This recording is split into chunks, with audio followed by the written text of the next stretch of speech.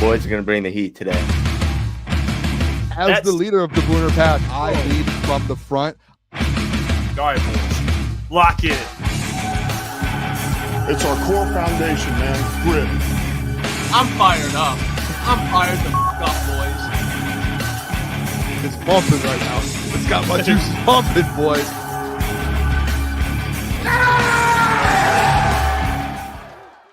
Welcome to Crunch Time Sports with Jeff, Booner, and Lukas. We are back. It's Monday, March 31st. And we, guys, a busy, for the offseason, busy day today. Brad Holmes speaking to the media. Dan Campbell speaking to the media. We got Kory Woods joining the show. We got mock draft Monday.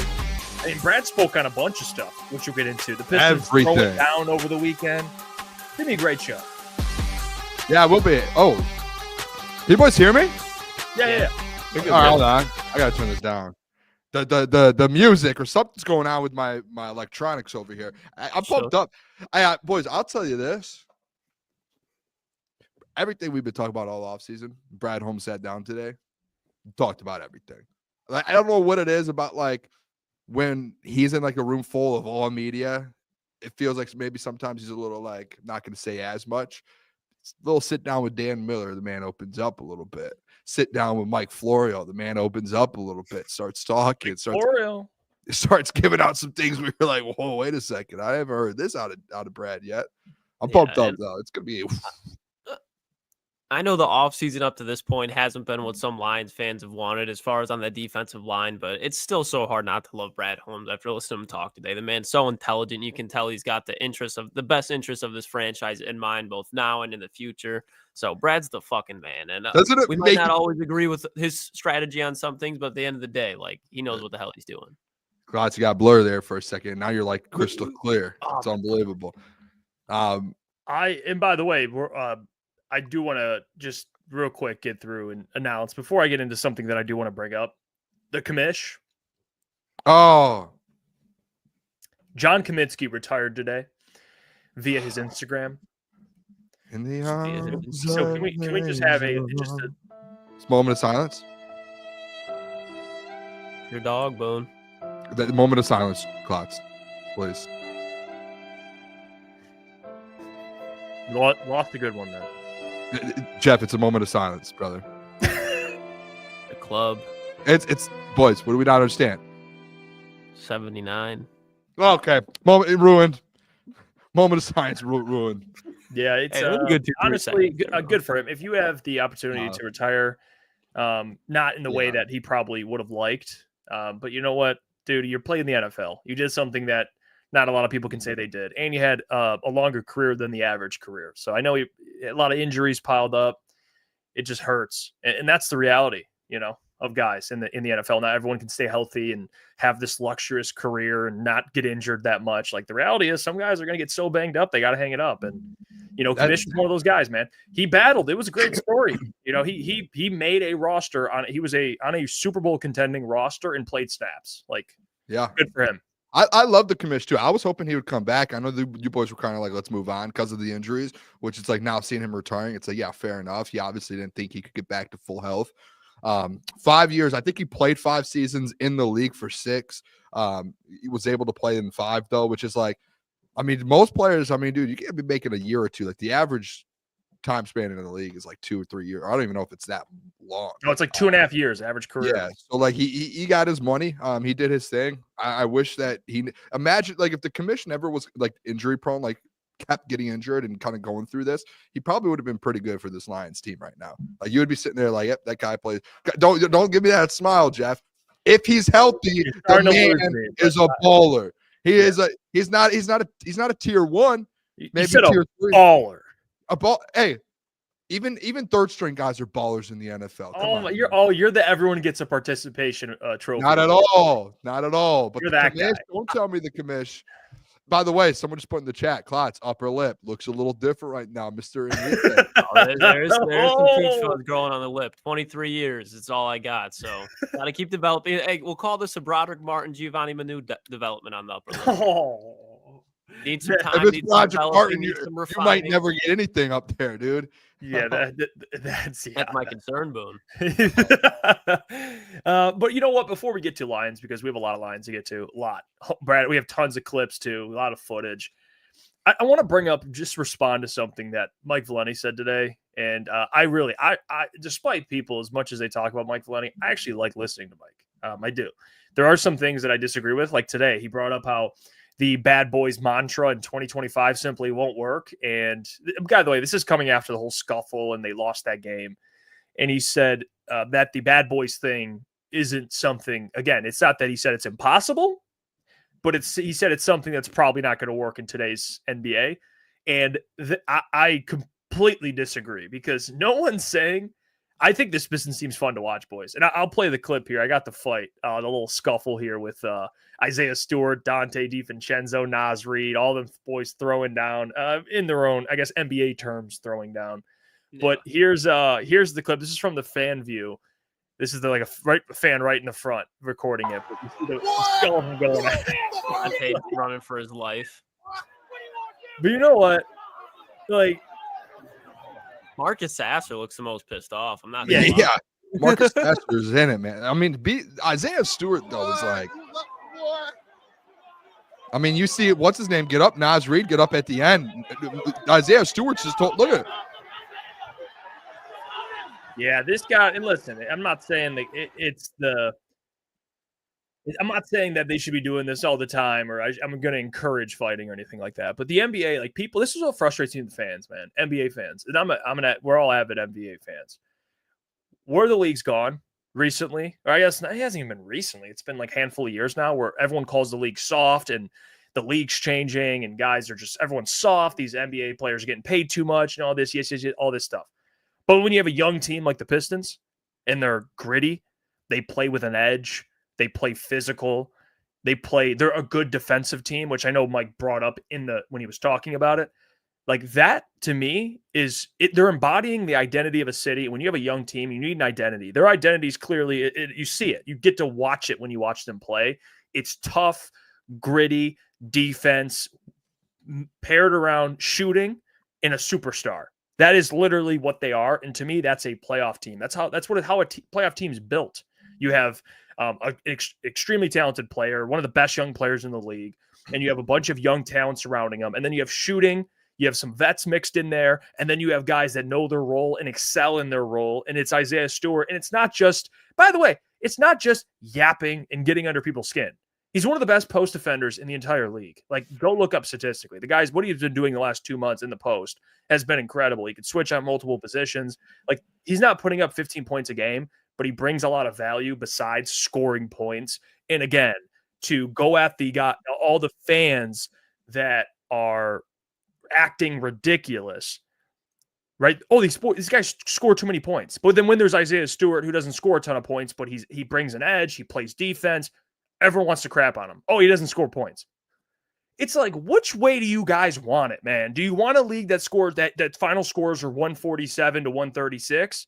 Or do you want some defense, some edge, some grit, drama, entertainment? Like, that's what I want as a fan, boys. So I think the Pistons are doing exactly the thing right now. They're building a great team. Now, this year, will they win a championship? No. They're going to be fun to watch. They'll maybe upset a team in the playoffs. But as they continue to build, they're going to be a fun team, and they're only going to get better. Like, you need a lot of finesse to win a championship. You need stars. You need scoring. You need a team to be really good defensively, which they are. You need shooting, which they're building on. Like, they're not complete yet, and that's okay. But they're damn fun to watch, and they're a really good team. And I can't believe I'm saying that, but they're fun to watch. So, Mike Valenti. Yeah, I mean, this is the thing. And listen, I'm with you, Jeff. Like, and I saw someone in the chat who listens to Mike Valenti in 2025. I am one of those people. I do think Mike Valenti. Like, I listen to him, Jeff. I know me and you talk about it a lot. I like him. I do. Listen, today was one of the days I did not listen, and to hear this come out, this is one of the things with Mike Valenti. I'll say it too, and maybe you agree with me, Jeff. He's I don't know the best way to say it. I'll say like a kind of not a go with the flow guy, but it's like the opposite, to where when people in Detroit start to like, hey, it's like the bad boy Pistons coming back. Guess what he's going to do? He's going to go against the grain. He's going to go against devil's the trend. Advocate. Yes, but it's a constant thing for him. It's not like, hey, sometimes he's on this side. No, he's always going to go opposite. To me, it's like, look at it. Like, in 2014, 2015, when the Warriors started shooting a lot of threes and people were like, what's going on right now? Like, this is different. This is a different type of basketball we've never seen.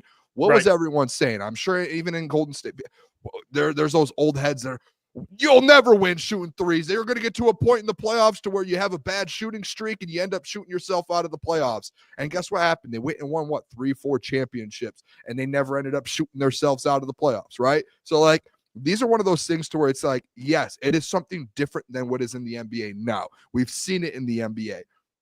It doesn't mean it's a bad thing. Just because you're not just like all these other teams, that doesn't just automatically make you boom. You can't win like this. Like, there are these broadcasters, man, and these people on air who, when they see something a little bit different than the way the current structure of winning is, their instant thought and instant mind goes to, oh, you can't win like that. How many times have you guys heard that in your lifetime in radio and in media, sports media? You can't win like that. Like, it's such a phrase that's overused, in my opinion, because once you get in, like, when a team finds their identity like the Pistons have, you can win like that. Like, yes, the only argument I think that can be made, boys, and correct me if I'm wrong, is, hey, you're just going to constantly have guys getting ejected and getting suspended, like, and you're going to be losing guys. But outside of that, you're going to get to a point to where teams are scared to play against you. Teams can't physically keep up with you. You're too physical for teams. You beat teams in the physicality segment of kind of your game. So, like, that's where it's like, hey, like, you have to win different ways, man. It's like Michigan in football. Like, they just, Klotz, you know it best. Ohio State, you can't beat it. You can't beat Michigan. What is it? The ground and pound, man. You can't beat that, like, that ground game. But they're not out there throwing the ball a million times like LSU was with Joe Burrow, but they did it their own way and won a national championship. Yes. So Mike Valenti, like, you need to have an open mind a little bit. Like, there's not one way to win a championship in every sport. There's not like, hey, you have to do this or you'll never win. No, there's a million different paths. You find the way your team's best and you build your culture off that, and then you get to a championship like that. So, yeah, Mike Valenti going against the grain once again. Respect. Yeah, I think the only thing to kind of, like, bandwagon off your point here, Booner, or whatever you want to use a phrase here, is like the Pistons, like, their roster is built to do it. Say they do lose a couple of guys. Look at the guys who were in that scrap last night. Ron Holland and Isaiah Stewart. Like, those are bench guys, and they're willing to keep up that same effort. Marcus Sasser's right there. You're not going to see Cade doing this. I doubt you're ever going to see Jaden Ivey. Not saying that these guys aren't chippy, but I think they know their role when it comes to this team. Like, if Cade were to ever get into a fight like that, I think it would be for well reason. Like, I'm not saying that he's not ever going to do anything, but this roster is deep enough, physical enough, 1 through 5, and then you go through the bench 6 through 12, where they can afford to, let's say that Isaiah Stewart misses a game or two. You have the depth there in the team to be able to keep that identity where it's not going to go anywhere, where it's just a game-to-game type of basis. They have enough to consistently play that type of ball. I just want consistency. If fans don't want a soft, high-scoring league, a lot of offense, if you want defense, then be consistent. Most people should love Isaiah Stewart then. Like, that's what frustrates me. Mm-hmm. It's like people don't like Isaiah Stewart because he doesn't have all these highlights, but they don't like that the league's heading towards scoring a bunch of points. It's like, these people, pick a side, man. Like, it's what's crazy? Yeah, but that point, Jeff, like, what's crazy is about that is, like, every fan base has guys like Isaiah Stewart. I'm not saying Isaiah Stewart's like just like every player, but, like, look at the Timberwolves when they went on their playoffs run. Who was like that? Who didn't have a lot of highlights? Pat Bev, but they loved him. The city loved him. Yeah. Like, remember the clip of him getting up on the table? Like, they loved him. But he was a guy like Isaiah Stewart who brought that edge to their team and was kind of a leader on that team, just like Isaiah Stewart is, and took nothing from anyone. And it's just like fan bases. Like, you have to be able to see that. Like, you don't put up, like, every player that puts up, you don't have to put up 30 to be able to get put into a conversation. Well, hey, how big of an impact does he have in the NBA or for his team? And Beef Stew, man, that man, I've said it, like, we've talked about him, over the last 2 years on our show and in different shows we've been on. Like, is he going to be in Detroit? Even with that contract, there was a point where people are like, hey, was that contract a little too much? Should we have moved on? You see now it's all worth it in my mind. At least I feel it.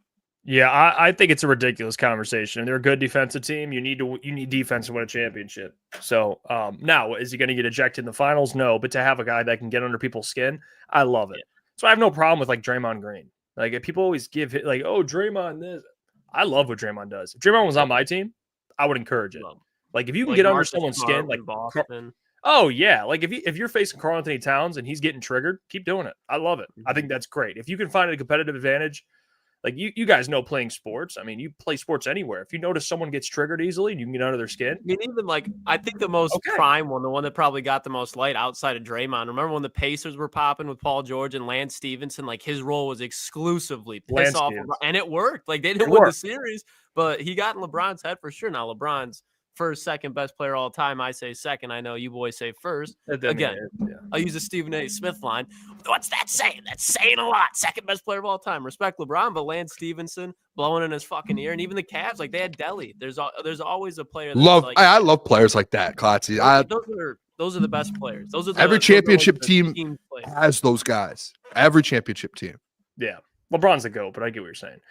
We can keep it pushing here. We got Kory Woods joining. We got Kory Woods. By the way, before we get Kory on, because we're gonna chop it up with him, Phil, appreciate the YouTube membership, Crunch Time membership. You're the man. Appreciate it, Phil.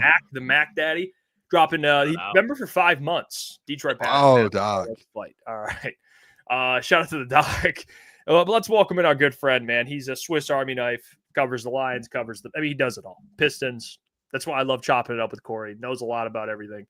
Let's bring him onto the show. Joins us when we ask him to, which he always comes through. Kory Woods. Oh, no. What's going on, Kory? How you doing? Man, I almost logged off after I heard what y'all just said about who the GOAT is. Kory.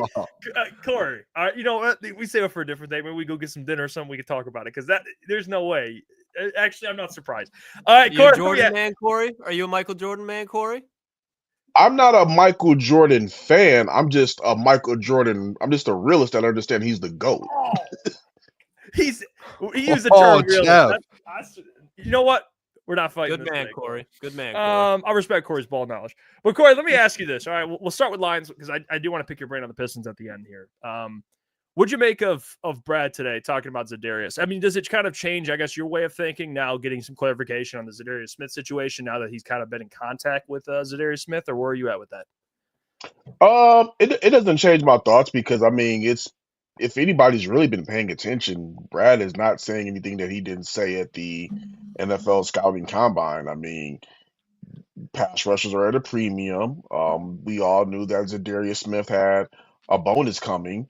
And I mean, the only thing that made sense for getting rid of him was the financial constraint. It wasn't because of what he did. I mean, the dude led the team in pressures by the end of the season. So it always made sense. That was the reason that they let go of him. Just, I guess you can say maybe for Lions fans to actually hear it, that's probably the good thing for them. Yeah, hey, Kory, I want to bring up too something that Brad talked about today when he spoke with Dan Miller was going in over. He said it this offseason. In his mind, there was actually a time where when he was talking about best player available in this draft, he did have kind of a moment where he was like, oh, no, I don't think I can go BPA this year because he didn't know how free agency was going to end up going because of all the money they have to allocate. And then he realized, after free agency, getting DJ Reed and some of these guys he was able to bring back in, that now he's able to go BPA. What are your thoughts on that, first of all? And then as he gets into the draft, like BPA, do you see him being like, hey, outside of, I know everyone in the world wants them to draft an edge, but like, hey, let's a legit BPA, offensive line, safety, corner again, linebacker, whatever it is. It's like Brad's, just like he did with Jahmyr Gibbs a couple years ago. He's going to get his guy. Do you think he kind of just goes that route and surprises the Detroit Lions fans? Well, I mean, you have to consider everything in the draft. I mean, like I think we talked about it last time. If a guy like Tyler Booker becomes available and slips in the draft, I mean, do you pass up on that type of a lineman who could be one of your stalwarts for years to come just because you have to fixate on drafting an edge to appease the fan base? So I think that is right now with them being able to get DJ Reed at a very, I guess you could say, very good price, you have to be considerable about your options with how they're able to be flexible with the money. So I think going BPA is not necessarily a bad route. There's a lot of talent on the defensive line in this draft. We've known that Brad has a tendency to trade up in the second round to go get his pieces. So, I mean, if there is a top talent out there that lands up to them and there's an opportunity to grab somebody different in the first round, they could still go ahead and grab a quality edge rusher in the second round. So I don't think it would be the end of the world. Now, if they don't get an edge rusher in those first 2 rounds, I will say that would be pretty concerning. And Kory, I would not be surprised if we're sitting in this situation where you just brought up edge rusher's not the first pick. Do you think because of that, I think it's a growing conversation. We had it last week that the Lions and Brad Holmes trade out of the first round this year just because, again, you talk about how deep this edge rushing class is. You can go and get that in the second round, but you could also add value in this draft and possibly next year's draft class. Hold on, that last part cut out. Could you say that again for me? Sorry about that. Basically, do you think they're going to trade back this year? Any chance they trade back to add value this year and possibly next year versus staying at 28 or moving up? I think it's a possibility that they could trade back. Like I said, this is a deep draft. They might be able to trade back and get a bevy of second-round picks instead of just going ahead and staying locked in at 20. So I think anything is possible. I mean, that's the one beautiful thing about Brad Holmes. He's not really tied to a strategy. You never really know where he's going to be coming at from the draft. But the one thing that you can say is that for the most part, his first round picks have hit, and a lot of his other later round picks have hit as well. It's when he takes on these projects and these guys that come to the team with injury concerns. That's the ones where they kind of don't hit. So I think fans should at least just trust what Brad is going to do in this draft for right now, because I mean, up to this point, he hasn't really given anybody a reason to not trust him. Yeah, Kory, I think, and I mentioned this today. I think there's going to be a tough conversation, and we've been kind of talking about this for a while. And Brad is picking up the 5th-year option on JMO. I don't know for certain what's going to happen, so I'm not going to act like we're already preparing for JMO not to be here. But the reality is, with all the guys they have to re-sign, I don't know how you fit JMO in. If he's coming, I think he'll have another 1,000 yards. So he's going to have back-to-back 1,000-yard seasons. This is 4th year, so 5th year, who knows? He strings together a couple 1,000-yard seasons. I would assume he's going to want something around what Devonta Smith got, which Devonta got $27 million, whatever it is. I don't know how they afford him, Kory. I don't know how it has nothing to do with the person JMO. We love JMO as a player, but the reality is he might be the odd one out. Am I off on that, or what do you make of just kind of the 5th-year option? Because typically the Lions will extend someone early if they really like him. So can you just give your thoughts on that whole situation? Honestly, and I don't want to paraphrase, or I take that back. I don't want to put words in Brad's mouth. He's a guy that I think we should all take at his word. But at the same time, I'm wondering if him talking about it is like GM speak to kind of put a fire under JMO to be able to have a pretty good season and keep his nose clean. Because I mean, let's be real, it's been something every season with JMO, whether it's injury or off the field related incidents that have kept him from being a full productive member. So I think for right now, it's just good to be, I think right now he was just giving GM speak, and that is a bridge they're going to cross if JMO can just have a distraction-free season and put up the numbers that he's capable of putting up. Then at that point, okay, now you have some discussions to talk, you got to have and wonder about how you do fit him back in. Because, I mean, to your point, that's a guy that's going to want the bag. And, if he turns in another productive season, makes a Pro Bowl or an All-Pro or something like that, then, it's going to be hard to not pay him. But if he is unable to have if he's unable to have a distraction-free season, I think that would kind of like go in the Lions' favor if they wanted to retain him.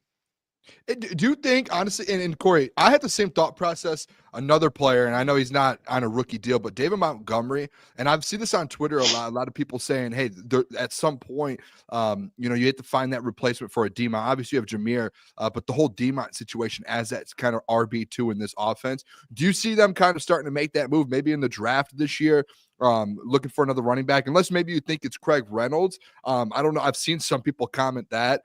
But where are you at kind of with that looking into the future over the next season or two? I think if the Lions were to go look for the David Montgomery replacement, and if we're just being real, it's going to have to take place at some point. I think that would be in next year's draft, or if they have somebody that they like that falls to them later in the draft this year. I don't think it will be a priority because I mean, if you get David Montgomery a full offseason and he gets full health, that guy should be able to return back to what they need him to be. So I think that would be something that they look toward next season. As much as respect that I have for Craig Reynolds, David, he's not in that David Montgomery class as far as explosiveness and threat to an offense. So I believe that if they do decide to replace him decide to get that RB2, I don't think Craig Reynolds will be the guy. I think right now where he's at is this best suited role, and that's RB3. Kory, and kind of tying into the running backs here, John Morton came out, the new offensive coordinator last week, saying that he wants to go into next year's season taking 7 or 8 explosive plays through the offense per game. What do you think that in reality shapes out to? Do you think that is, hey, Jared Goff's throwing down the field 7 to 8 times, or do you think it's going to stay in the identity of the offense? He's just going to tweak a couple of things and try to keep this train rolling how it was last year. That's a really good question. I honestly really do not have a good read on that because, I mean, we're talking about a guy that they're bringing back that does have a connection with Jared Goff. I mean, we've known that John Morton wrote some of these plays that the Lions are already using. So that I'm curious to see how that's going to kind of come to fruition. I don't have a real good read on that right now, to be honest. So I mean, I think once we get closer to training camp, we will be able to see. Right now, it's just pure speculation. Hey, Kory, what'd you make before we get you out of here? I just want to get your thoughts on this, the Isaiah Stewart discussion. I mean, you have here locally, I was listening to Mike Valenti today, and he doesn't believe that the bad boys approach in 2025 will work. What do you think of the Pistons, their identity right now, and what that translates into when it comes time to contend for an NBA championship? Do you like where they're at, or do you think, all right, we got to chill on the bad boys approach?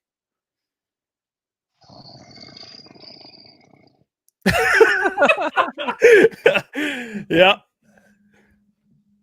Give me a second because I'm kind of annoyed by that one. Okay. I don't think that the Pistons are trying to go the bad boys approach. I think what the problem that teams are having is that the Detroit Pistons are a physical team. They Right. pride themselves on their defense. They pride themselves on getting physical. And in an NBA that has relatively, for the most part, been buddy-buddy, and guys don't play pretty much a lick of defense, now you have a team that is playing hard-nosed defense, getting up in guys' grills, getting physical, and because people have not seen that brand of basketball in over a decade, oh, they're trying to be the bad boys. No, they're playing both ends of the court like you should do, not having things be like a layup line where guys are going and driving to the rack with uncontested layups and dunks. I mean, if you look at the altercation last night, the foul that Ron Holland had on Naz Reid was very, very minor in the grand scheme of things, and for Reid to react like that to a rookie or just anybody in general was just a great overreaction. And then Dante DiVincenzo, he was the aggressor in the whole situation. So it wasn't one of these things where they were trying to be the bad boys. That was if you go back and look at the tape, it was a really nothing burger of a foul where, I mean, I don't know. I guess guys don't like being fouled, or guys don't like having people play defense on them. So it's a unwritten rule or some stuff. I don't know. I just think that saying they're trying to go to the bad boys approach is just incredibly lazy. Yeah, I agree with that. Good stuff. So it's a weird thing right now. It's low hanging fruit. It's something you can say to get a reaction and get people talking. It doesn't really mean anything. The guys are just playing physical defense. They're playing their brand of basketball. I mean, kind of paraphrase what Isaiah Thomas said. You know what? We're not going to beat you shooting 50 or 63s a game, but you know what? We can play both ends of the court. We can play tough defense. We're going to get up in your grill. That's basketball. People talk about they don't like the NBA product and they want to go about the glory days. Well, guess what? Back in the glory days, they played both ends of the court. Guys have not been playing that type of defense lately. The Pistons are playing it right now, and the people are having such a reaction because the look of it is foreign to them. I just hate when people just go to those cheap little things for, reactions or whatnot. I'm sorry. No, that's a normal way to react to that. That's why we love talking to you, Kory. Keep up the great work. Follow Kory at Kory Woods. Does some great stuff, man. Versatility. The Swiss Army knife. We'll talk to you soon, brother. See ya. There you go. Appreciate it, Kory. Kory Woods. Check him out. Join the fellas. We got a lot more to get to, fellas. Brad Holmes. Oh, he was speaking right to us today. He really was. I mean, all the conversations we've had about the pass rusher situations, Za'Darius, Jameson, like he literally just rattled them off. All the questions we asked. So we got some stuff to play here. I want to show first this some of the quotes, and then I have some videos. So first, this is what Brad said to Dan Miller, which I have the clip, but just to visualize it, this is what happened in the clip here. He talked to Dan Miller, shout out the GOAT. Holmes said they couldn't afford Smith based on their current situation and what's coming down the road, but they are staying in touch with his agent. Come on. At least a little bit of dialogue. Okay, that's all we're asking for. Just a little, hey, how you doing? How's your mom? How's the family? What do you think? How's your mom? Just some of that dialogue. That's what we're looking for, fellas. And he also spoke more about the D-line, which I also have here from Jeremy Reisman. Does some great stuff. Here it is. And Jeremy kind of summarized it. He said, short story, straight up said they couldn't afford Za'Darius and believes they have a good, deep group as long as injury luck fall in their favor. Emphasize how rare of a talent like Hutch is, which is a completely true statement. But before we play these videos, I want to say the second part of that. I don't know about the whole, when you say something like as long as they stay healthy and you have a guy on the squad who hasn't played rarely any games the last handful of years, I think it's a tough thing to say if they stay healthy. Because one guy won't be healthy. I think it's safe to say there's one guy that will not be healthy. Okay? So let's stop acting. Okay, everyone else for the most part will be healthy. There's one player that will not be. So can we stop messing around with that? Okay, we already know what's going to happen at Davenport. He's going to miss 80% of the season. So that's the reality with Davenport. All right, boys. Let's play this clip. Let's hear it. All right. A hot button issue is the defensive line. And I know you get those questions all the time. And it's all good. I don't know if you know, but it's sexy to pay $90 million to get a defensive end if you can do that. But of course. Point being, you do like your defensive line. And you do like that group that's there right now. Absolutely. I mean, those guys are proven good players. Again, it's never enough. Like I've been very transparent for years. I'll never have the mindset that it's good enough. I don't care how many Aleem McNeils and Hutchinsons and DJ Readers and being able to add a Lopez, a Marcus Davenport, a Levi. Like I don't care how many of those guys for that position. It's never good enough. But there is a financial discipline that you just have to practice and put into play to make a lot of decisions, and you just can't always financially add what you want to add. You have already paid out hundreds of millions of dollars in second contracts. Yep.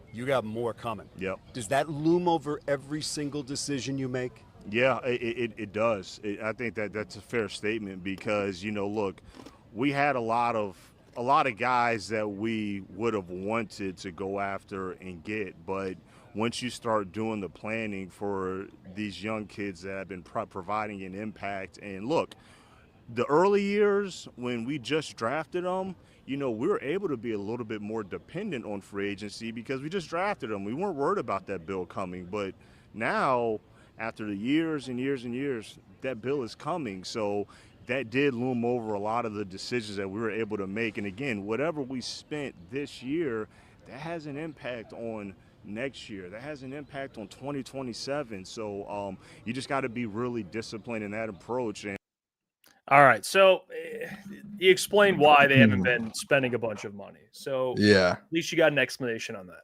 I think it makes sense. This is where, and I think it was me and you, Klotz, that went back and forth a couple days ago about this. Or it might not have actually been you. I can't remember who it was. But like it was, because me and Jeff are the ones that kind of realized a little bit like how realistic all of this actually is.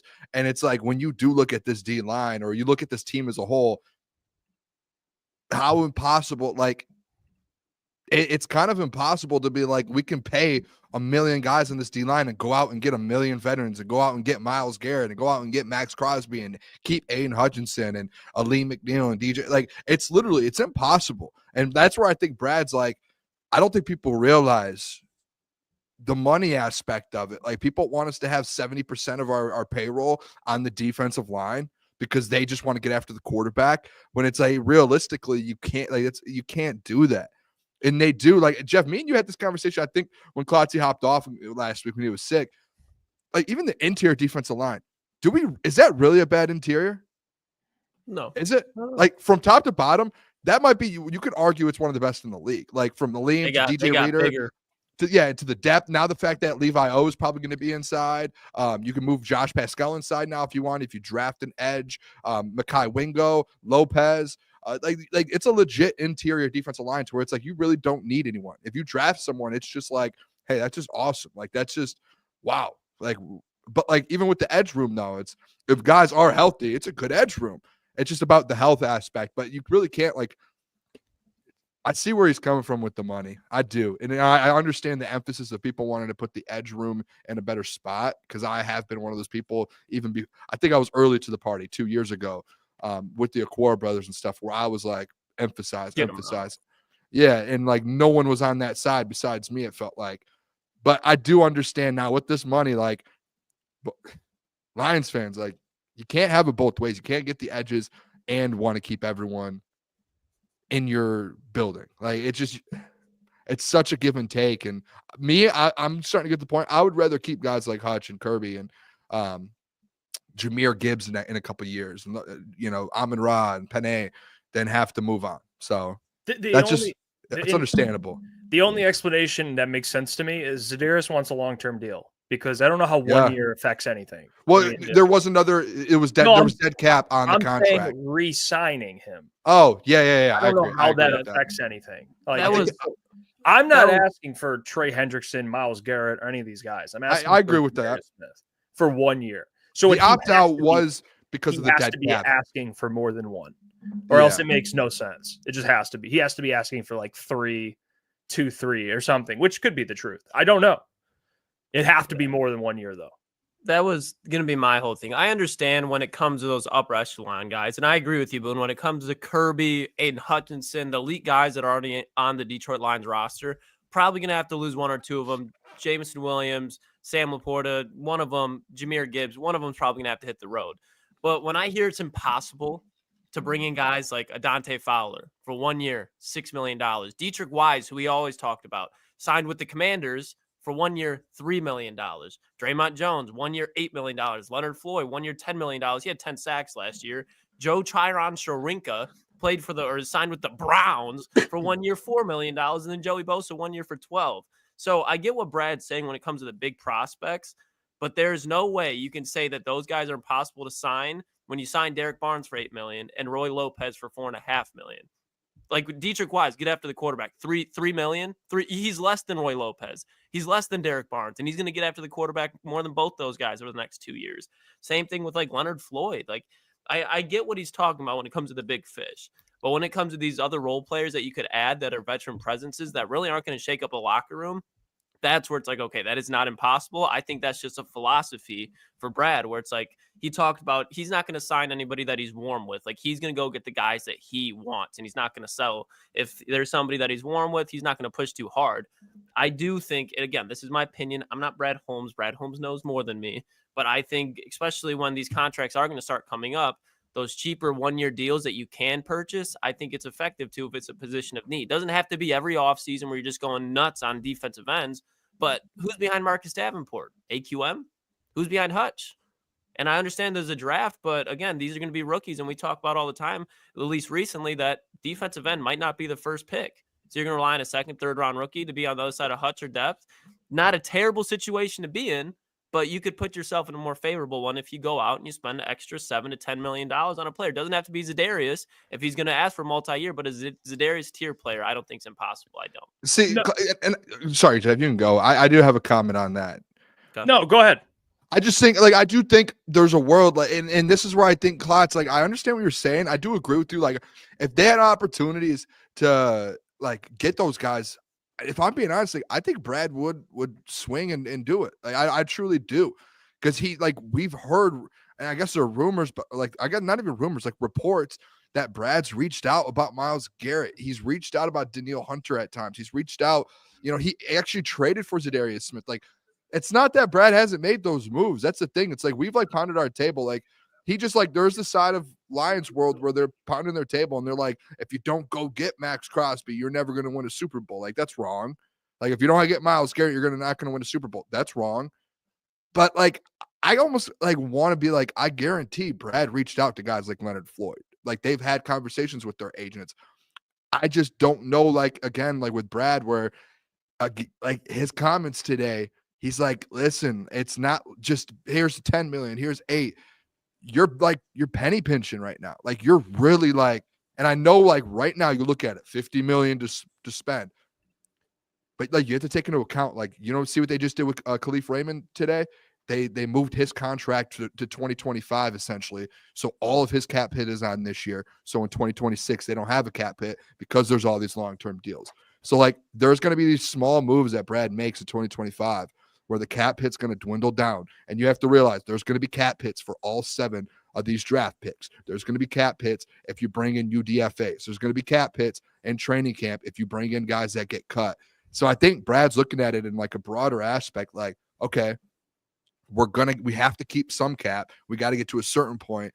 It's just, I get what you're saying. Like there are some that you can kind of pick and choose, but I just don't think it's as easy as, oh, this guy got $3 million. We should just have him on our team. Like, no, like I'm sure he had conversations with that guy's agent and those things. And that guy said, I would rather go to this team. And like there's probably guys out there in these edge rooms that he went after this offseason and it just didn't work out. Like it fell through. And it probably wasn't because Brad didn't offer. It was just, hey, this guy wants to go get this team. This team has way more money at that position to be able to allocate there. And that's where I think like the realistic side of things do come through to where you in the position you're in with the Lions, Klotz, like as much as it sucks, you're not in the position to just throw extra money at people and say, hey, we'll give you a couple.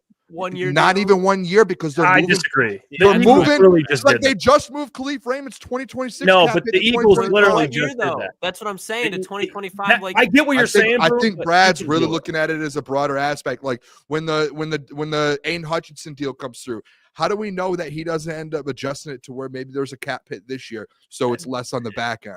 I think you can do that if I don't think you can do it that far. And he probably tried with some of these guys for 1 year, and it just fell through.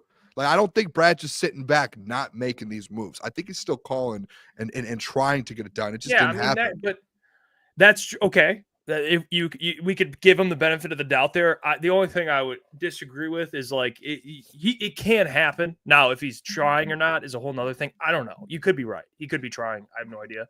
But the Eagles they signed 2, Uche and Ojulari. I think that's what you're saying, Klotz, is like just like sometimes. Yeah, but the Eagles lost their premier edge rushers. They lost both. But they're paying everyone. But the Lions have Aiden Hutchinson, and if a healthy Davenport, they're leaning on that. Which, if that's your problem, I get it. No, I'm talking about money. They're paying everyone. They are. I get what you're saying, but that was a position group where they lost those players at that position, so they had to make a move. Like you look at Brad. What did Brad lose? He lost his number 1 corner. But they could have. They're probably going to draft one too, though. Boom. Okay, but you're not getting my point. Is the Eagles lost their edge rushers in free agency, correct? Yes. Lions still have it. They didn't lose Aiden Hutchinson, and they didn't lose Davenport. They lost Za'Darius. They literally cut. They lost Za'Darius, but they still have Davenport. And they still have Hutch. Yeah. They lost they lost Carlton Davis. What did he do? He went out and he did what basically the Eagles do with their edge room. They lose guys, you go get new guys. He lost guys, he went and got guys in that position. That's where it's like.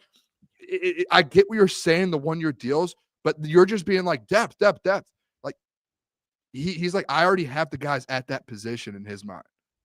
Yeah, but it's not about what he thinks. You can't use the Eagles. No, it's not about okay. Like he might think that cool. I still look at what the Eagles are doing, and I'm like, okay, well then Eagles fans have every right, and Howie Roseman has every right to look at the draft and be like, we're not signing an edge, guys. I'm just going to go draft one. It's cheaper. I'm excellent at drafting. He literally signed 2, and he's going to do that. We'll see if he does. You're saying he does before even knowing. So let's wait and see. Howie, I will bet. We can make a bet right now. The first round? That's my 32. Oh, my God, Boone. Really? That's a ridiculous argument. They're going to. But that's what you're saying. You're like, they're still going to draft one in the first round. Like, Brad. No, I said they'll draft one, bro. They're going to draft one. Disagree or agree? Agree. At some point in their 7 rounds, I'm sure agree. They're going to. Yeah, I would say in their first 3 picks, they definitely will. Yeah, and so will the Detroit Lions.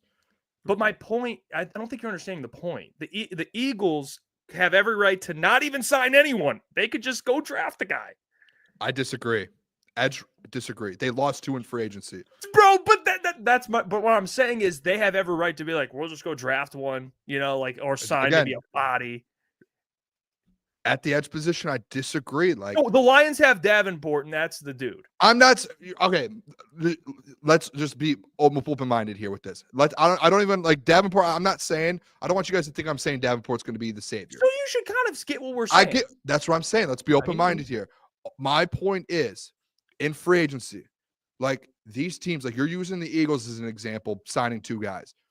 The Eagles are in a different spot than they in Detroit with the edge position. They lost their premier edge rushers. I'm not talking about Jalen Carter. I'm talking about their edge rushers. They lost them. Josh Sweat left. They lost them. The Detroit Lions did not lose Aiden Hutchinson, their premier edge rusher. So, like, for Brad's sake, in his mind, what did he lose? What was their premier player they lost in free agency? What was it? Carlton Davis. Yeah. What did he do? The position that he lost, he recouped it and went and got DJ Reed. The Eagles, their biggest losses in free agency was the edge rusher position, Josh Sweat. What did they do? Follow suit. They went and got 2 edge rushers to replace that. That's all my point is. It's like, hey, Brad looked at it. Hey, I have to recoup my loss. Eagles recoup their loss, and then they move on. Brad just thinks, again, whether we disagree or agree, I disagree. Brad thinks Davenport is that second edge that they can stick with. Well, here's Brad on talking more about the Za'Darius Smith situation. Then we actually have a video on him talking about J-Mo, which will be pretty good. But here's Brad on the Za'Darius Smith. Example of that is Za'Darius Smith. Like, look, we would have loved to be able to keep him, but it's just those are the tough decisions that you have to make in terms of, he did a lot of good things for us last year when we were able to acquire him, and ended the year like, okay, we got him under contract another year, we'll keep him. But you start looking at that budgeting and planning, and like I was talking about, the mortgages and the kids' college fund that's coming up. You just have to make those tough decisions. But you made the point you are in touch with his agent. Door's not completely closed to him coming back? Yeah, we had good dialogue at the Combine. Me and Za'Darius had a good dialogue when we had to make the decision. So we'll just. Well, I mean, at least they're in contact. So right there shows that Brad would like him back. So what we're saying about bringing in an edge, he agrees with. Like, they at least want to bring in somebody, you know what I mean, to help out. So at least, I do respect that. I do. Although we've talked a lot about Za'Darius. At least Brad sees it the same way. Imagine if he gets him back. Yeah, that would see that. That's to me. And draft. Woo. Mm-hmm. All right. Well, we talked about Jameson Williams too, J-Mo, which I think, I made a video today talking about it, but I think it's going to be an interesting conversation. We asked Kory about it. I have a clip right here, and I want you to just listen to this clip and tell me, what do you make of this clip? All right. What do you make of it? Because it's interesting. Let's take a listen. Jameson, because he had the suspensions. Yeah. Is he at that level that you're willing to, do an extension with him? Does he have more to prove? How does he fit into that long term? Yeah, I mean, look, we're still taking it, as it goes. Look, his 5th-year option's coming. It's looking likely that we'll go ahead and just pick that up. But in terms of extension, again, there's a lot of extensions. that are hopefully coming. But, you know, it's just one that you just don't know what's going to happen from a financial standpoint, because a wide receiver, it's expensive. It's very expensive. So, fucking bugs are wild down I there. think it was a beautiful Bird. bird. It sounds like a very, very nice, I don't know, an Easter bluebird or something. Hey, shout out Easy, by the way. That's a great clip.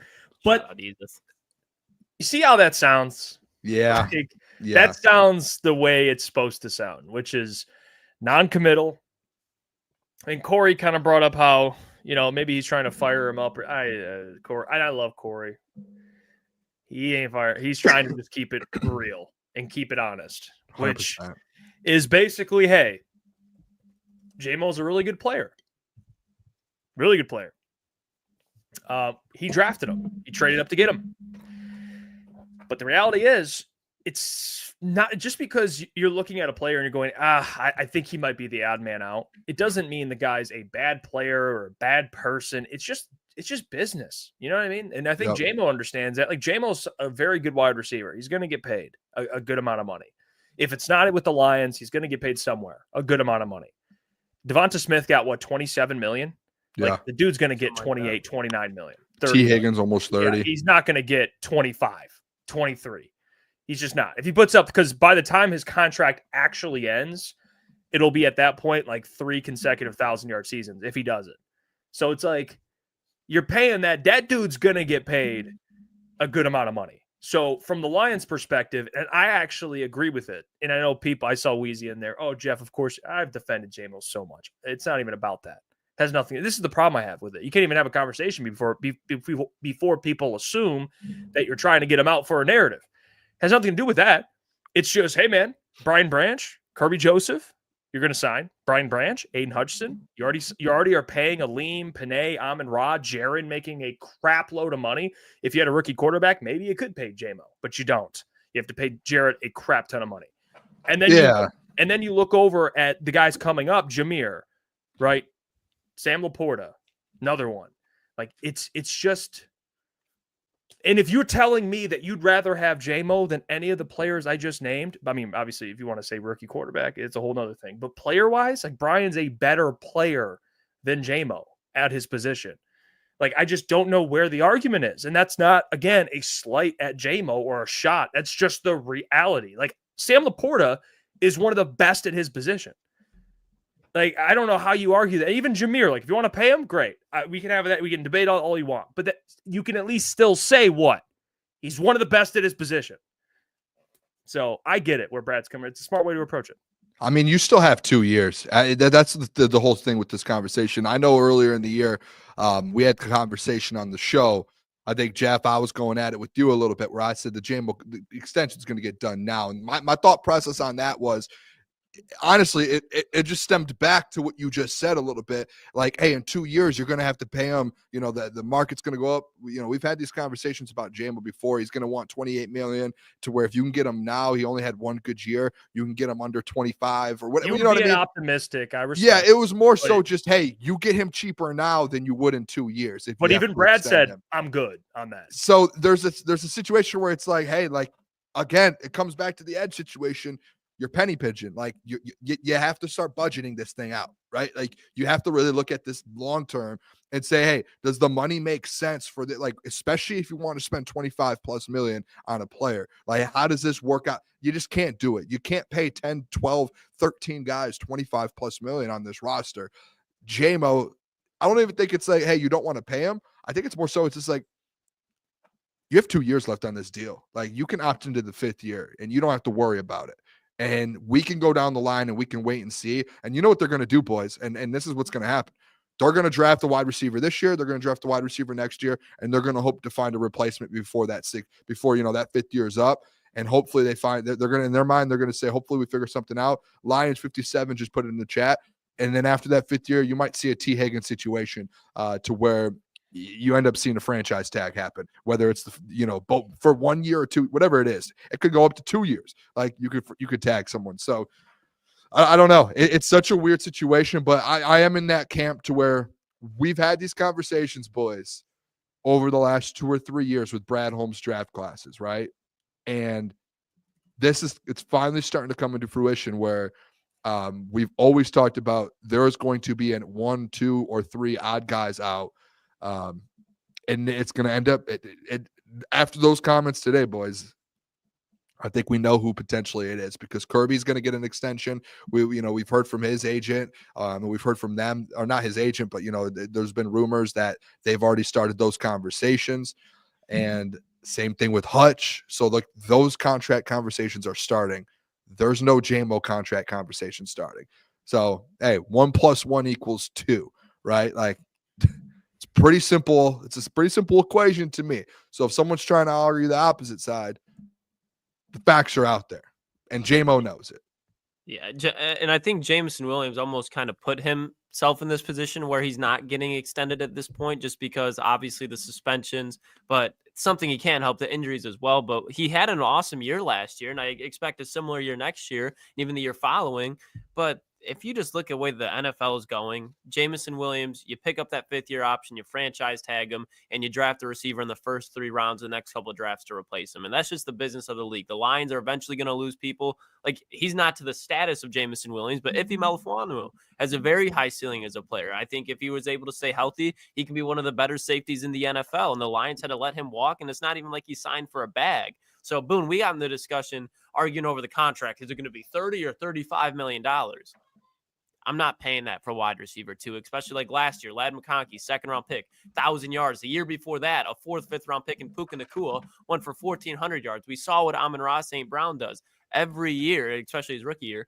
Every year, there's a couple wide receivers that fall through the first round, that go into the 2nd, 3rd, 4th, 5th round that end up being very good. And Brad Holmes has picked one of them. So replacing JMO is not something that it's like, oh, I'm asking for, but it's not something I'm sweating because especially this is a run-first team with a really good offensive line. You look at if you have to extend Jameson Williams, and you do that this year or next year, you're still looking at Taylor Decker's contract. You still have DJ Reader's contract. Like, you let JMO play those last 2 years out. You let Taylor Decker walk. You let DJ Reader walk. Frank Ragnow is going to retire. It's not like they're going to have all the cap space in the world, but if you're able to find those replacements, think about how much more flexible this team can be with that true core of players all in their prime with Amon-Ra, Jameer, Penei Sewell, Aiden Hutchinson, Brian Branch, Kirby Joseph. And now you have flexibility to move and add more pieces around them, and you're not just committed to keeping those same guys. You can still go make moves. Yeah, Klotz, real quick, like that just made me think of something too. And this is a mindset to have too. Like, you have 2 years, right, of JMO. It's not just like, hey, draft. Like there's multiple sides. There's different angles to this. No Diddy. Like, it's not just the side of, hey, you have 2 years to find JMO's replacement. Listen, like, Brad has 2 draft classes until JMO's due, right? Yeah. He could go out there. Like, this is where I'm not saying a lot. Like, yeah, there's always going to be pressure on Brad for draft classes, but this is where it comes to where, hey, if Brad hits on just like he did a couple of years ago in all those first and second round draft picks, if he starts hitting on a bunch of more draft picks, say he hits on some tackles, say he hits on some safeties, or, he just starts getting all these other, if Brad Holmes cooks, guess what? Now you got other positions on rookie deals. Guess what you can do at that point? Now you can afford a wide receiver number 2. Like, do you see what I'm saying? Like, there's different sides to it. But I honestly, I'll tell you all this reminds me is, bottom line is, people think, hey, Brad drafted well the last 3-4 years. We're all good. All it shows me is in the NFL, you have to continuously draft well, or you will never be consistently good. And that's like Howie Roseman consistently drafts well, consistently good. Les Snead consistently drafts well. They've been good for the last 5-6 years. Same over there in San Fran. Same in Kansas City. That's where I think the bottom line factor of this whole thing is. It's like this. You know what this shows me? Brad Holmes this year. Like, I don't even care about position needs. Go get BPA and draft well. Because then if you do that, you can start moving on from big contracts. This rotation keeps happening here. You guys see what I'm saying here? Like, that's where I think people kind of get in the wrong aspect of you can't bring him back. No, if you draft well, you can move on. I mean, you don't have to, like, Taylor Deckers, you got a guy on a rookie deal there. The Grahams, the 8-10 million, you get a guy on a rookie deal there. Frank might be gone at some point. You get a rookie center on a rookie deal in there. Defensive line, defensive tackle, you get a rookie deal. Like, it's about drafting well, man, like this league is. If Brad does it, then we can have, the conversation could change. But as of right now, yeah, it's drafting. It's having great impactful rookies on rookie deal at premier positions. That's why quarterback, biggest one. If you have a rookie deal at a quarterback, it's a game changer. Yeah, that's why it's just like they're gonna have to figure out this golf thing. It's like if you want to re-sign J-Mo, I'm not ruling it out completely. Then you have to find a way to shed some money. Maybe you find a starting left tackle and you trade Decker. You shed him, and then you find a way to trade someone else. I don't know, but they have to find a way. Maybe you don't bring they'll have to maneuver a little bit. We'll see. Again, would you love J-Mo a part of this team? Yes, of course. No one would say they wouldn't. Like, no one's flat out saying get him off the team. It has to do with really the money. I don't know how this is going to work. Does it make sense financially? Yeah, you want him to make his money. It just might not be here. So we'll see. Maybe Brad trades. I would assume if you're going to not resign him, you have to trade him. You know what I mean? You just have to trade him because you have to get something for him. You can't just let him walk for nothing. You might get actually, though? Yeah, you're going to get a compensatory pick, I believe. But if you let him walk, you get a comp pick, a third round. But you trade him. Not just a third. You trade him, you get probably a high pick for J-Mo. The only thing I would say with that is, like, dude, if you're a Super Bowl contender and you have Amon-Ra, J-Mo as your 1-2 in 2 years, it's hard just to be like, we'll just trade. Like, imagine it would have to be Bengals, if you have someone that you like, maybe a young wide receiver. You're like, this guy's ready. We can trade him. But if he's still like with the Bengals, say the Bengals were still like the last 2 years, they're Super Bowl contenders. Like, they probably would have zero conversations about T. Higgins. They would just be like, we're trying to win a Super Bowl, which is that kind of how it went. Like, we're going to keep tagging you because we were in the Super Bowl window still. Obviously, they didn't win, but that was kind of the thought process was like, we're going to tag you twice here because Super Bowl window. It changes everything a little bit. And we haven't even thought about the possibilities. I mean, what if the chance, which again, this could easily backfire. I mean, I'm just spitballing. Let's say 2-3 years from now, it'll probably be 2 years, maybe into the third year. Let's say Christian Mahogany turns out to be really good. Yeah. Got to pay him. Ennis Rakestraw. Think about if Ennis is good. He's carry on. Got to pay him. See, this isn't just about this is about a lot more guys, man. It's just like. Yeah, but those guys are like 4 years down the line. So I agree with you. No, but Mahogany's year. Mahogany and Ennis are a year shorter because they don't have a fifth year. So those guys are like 4. Really, Mahogany has 3 years, and usually you pay going into the last year, or like usually or get it done middle of that year. Yeah. So you really have 3.5 years. And so that's the draft, dude. It's like that's you got to be able to draft consistently. It's if you're consistently keep drafting, and it's good like Patrick. It's good problems to have. It's just like if sure. you're a good drafter, dude, you can't keep everyone. You just have to get used to replacing guys. It's just how it is. All right, let's play this clip too. This Dan Campbell talking about the offense hiring Johnny Moe, the Johnny Moe Show. So let's hear from the coach. The things that jumped out at me right away about the John Morton hiring was that him. Yeah. You took a lot of the unknowns out of the equation when you bring in somebody that you've already worked with. Because when you hire somebody, you may think you know. Yeah, that's right. But you may not know. That's right. How big was that? It was huge. And, I've got a lot of faith in John Morton. I've worked with him closely at the Saints. And then obviously, just like you said, we had him here. He's our senior offensive assistant in 2022 here. He knows golf. He knows Saint. He knows Sewell. He knows Frank. He knows – you get the point. He knows some of the staff that's still here, certainly Hank and Brew that were here. So it just felt right. It felt like he was compatible to what we were doing. A ton of the things that we've done to this point, Johnny had brought. He helped us build this kind of from the get-go. So we'll change a little bit, but it was just big. There is a trust level there. When I talked to him, one of the things that he pointed out was the importance of David Shaw. I don't think a lot of people have talked about that. Your view on bringing him in as well. Yeah, listen, that was a big one too for us. I was fortunate to be able to get Coach Shaw. Look, he and Johnny go way back now, and they both really cut their teeth under John Gruden years ago. And I don't know if everybody quite knows, Coach Shaw's got a wealth of experience. You think of Stanford first because that's where he spent a ton of time, man, successful head coach. But, man, he came from the league. He's been in this league. He understands football. That's what he is. He's a football guy. So He's going to bring things to Johnny. Like his blind spots, he's going to cover his blind spots. That's what he's going to be looking for. Hey, credit Fox too. Dan Miller for the sit-down interview with Dan Campbell and Brad Holmes. And you heard, hey, Brad's fired up to have Johnny Moe, man. That's a storyline I'm excited to see how that one plays out. Because I knew he worked with Sean Payton, but I forgot Dan and Johnny were together there. So they've just been together for a while. So yeah, we'll see how that one goes. Jay Hart, appreciate it. Crunch membership, 6 months. Just get a Super Bowl before we let J-Mo walk. That's fair. Oh man, that's very fair. And then you had Brad Holmes, by the way, talking about the BPA, which we've talked about before too. But he actually answered it and commented on it and why this draft almost was different. So let's hear from Brad on that. Here we were at these meetings and we correctly said, your depth chart is ready to go. You can play a game tomorrow. Yep.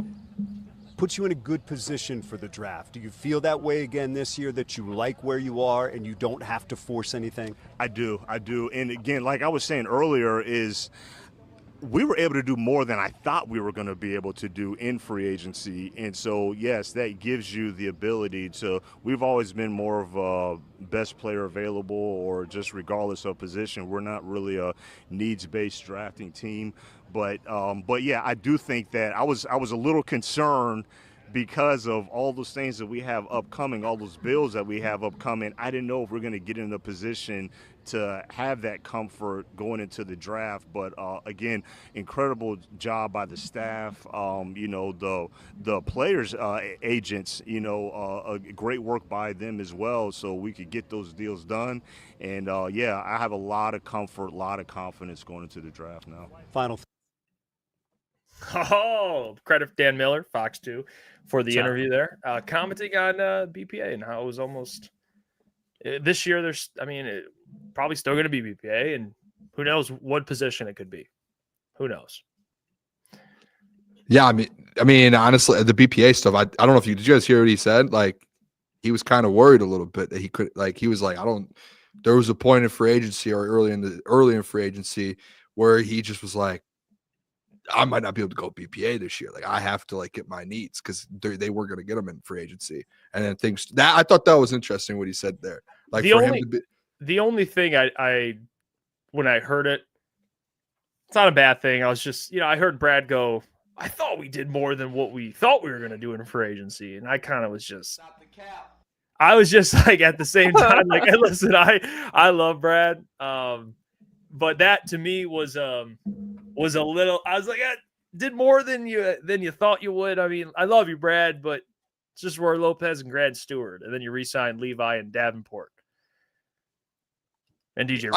I think he thought he was going to do everything. I think he actually legit thought going into this draft, he was going to have to fill all the holes in the draft. Like, he's preached his whole career. Like, it's BPA. So does that mean maybe letting not signing, Roy Lopez or something would have been the cutoff or something? No, this is where when Brad this is where these conversations with Brad, and it's like, all right, Jeff Iafrate is smarter than Brad Holmes, to where Brad makes these comments and it's like, but no, but this is legit, like, where Brad talks about the money and then he talks about BPA in the draft, and Brad's literally like, and again, I was on the opposite side all these months, but then hearing Brad talk about it, it's like, maybe we were the dumb ones the whole time. Like, no, we're not. Maybe they really don't have to bow down because you heard him speak. Like, we're not. That's not it. But the money, we're out here. Maybe we're just unrealistic to where that man is in the room every single day trying to build a team, and he is looking at the contracts. He is talking with financial people, figuring out the money. Hey, how much money do I have to spend in free agency? How much money can I put here? How much are the draft picks going to cost us? If I want to trade up into the top 20, how much is it going to cost the money for signing bonuses, cap hits? And he's looking at all these, and he's like, I thought I was going to be able to do more in free agency. All right, we're not going to be able to. So going into I don't know what that is. Let me talk. Going into the free agency, he thought, hey, I'm not going to be able to make that much money or make that many moves. I don't know what the stop the cap thing is while I'm trying to talk. Yeah, okay, go on. But when he's making those moves, I know what you're saying.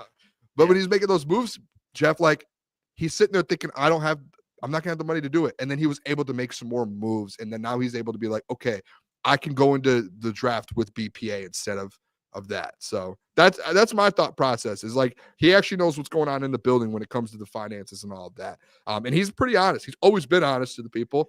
And today was kind of a little eye-opening to where he literally talked about the money. He talked about the contracts. He talked about the positions. He talked about the BPA.